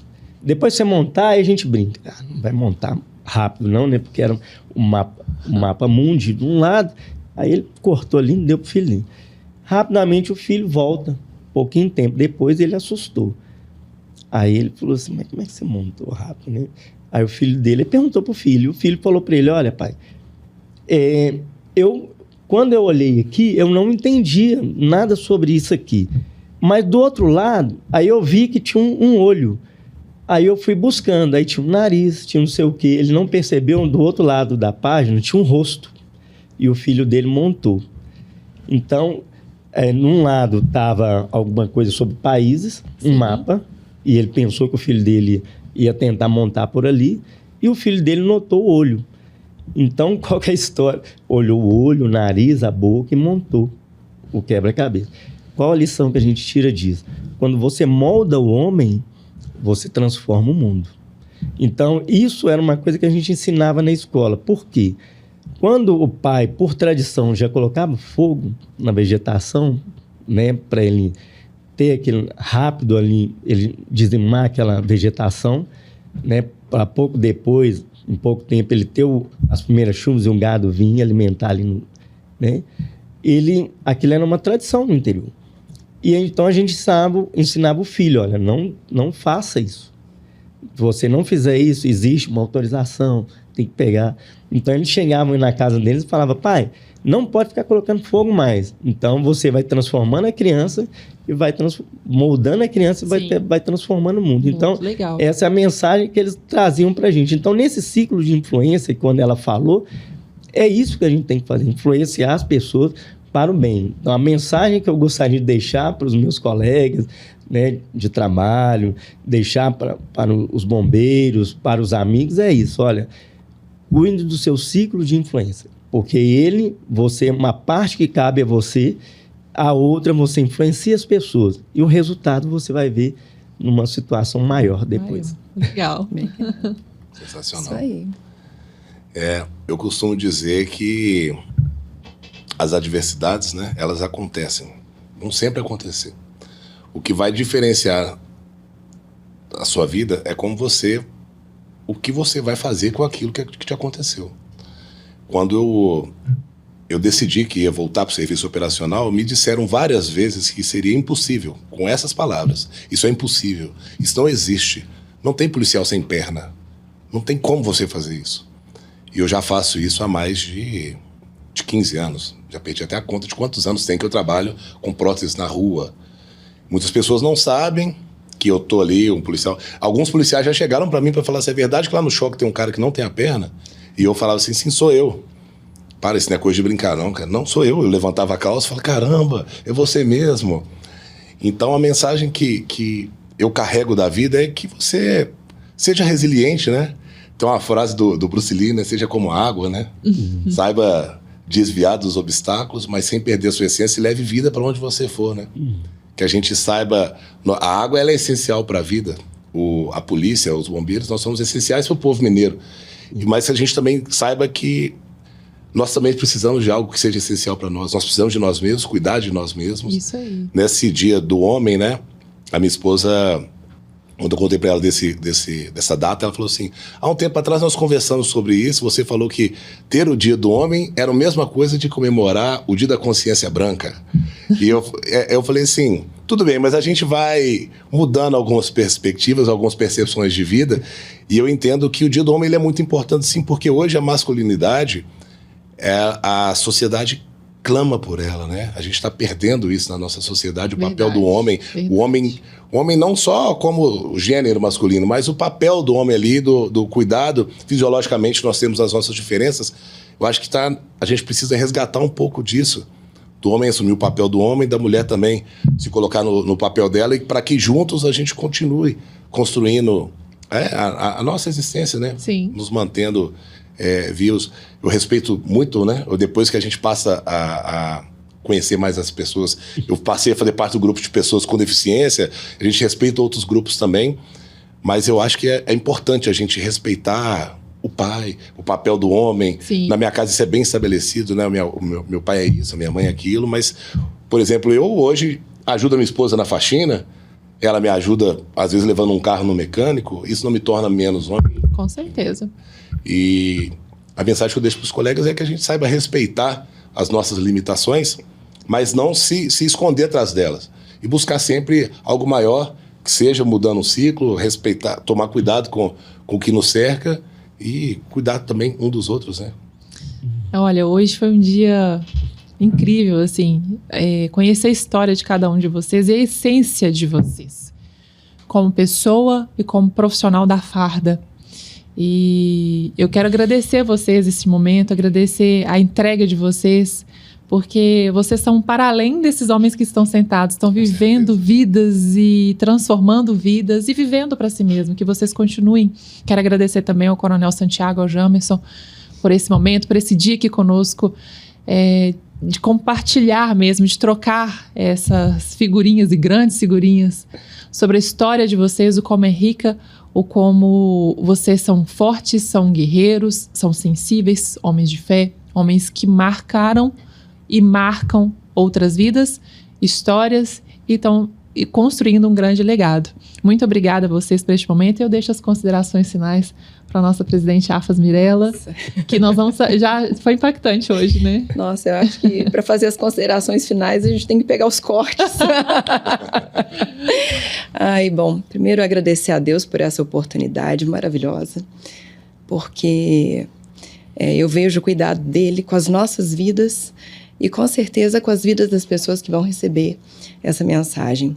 A Copeng Cicobi, que quando nós falamos da ideia, comprou a ideia, falou, estamos juntos, e já ouvi aqui nos bastidores que nós vamos ampliar isso ainda mais. Legal, muito bom. Aos senhores, obrigada pela partilha, pela doação. Hoje foi uma mesa de doação, né? Foi. E assim, segurei muitas vezes para não me emocionar, vou segurar de novo. Mas tenho certeza que essa força que vem da potência masculina, ela vai muito além daquilo que para nós mulheres representa. Ela traz para nós conforto, acalento, traz para nós segurança, e ver o profissionalismo dos senhores usando disso a favor das pessoas, a favor das vidas, e trazendo isso também de volta para casa, nos traz, assim, a esperança de que há, sim, um grupo de pessoas contribuindo para um mundo melhor. Sim, sim. Nós temos aqui a Livinha, pequenininha aqui, né? E que, com certeza, vai poder viver num mundo melhor. Sim. Né? Então, assim, parabéns pelas escolhas dos senhores, pelas escolhas também do Coronel Santiago, do Jamerson, né? E que, assim, as pessoas se deleitem nisso e aproveitem dessa oportunidade para quem estava triste aí e achando que não tinha uma luz no final do túnel, né?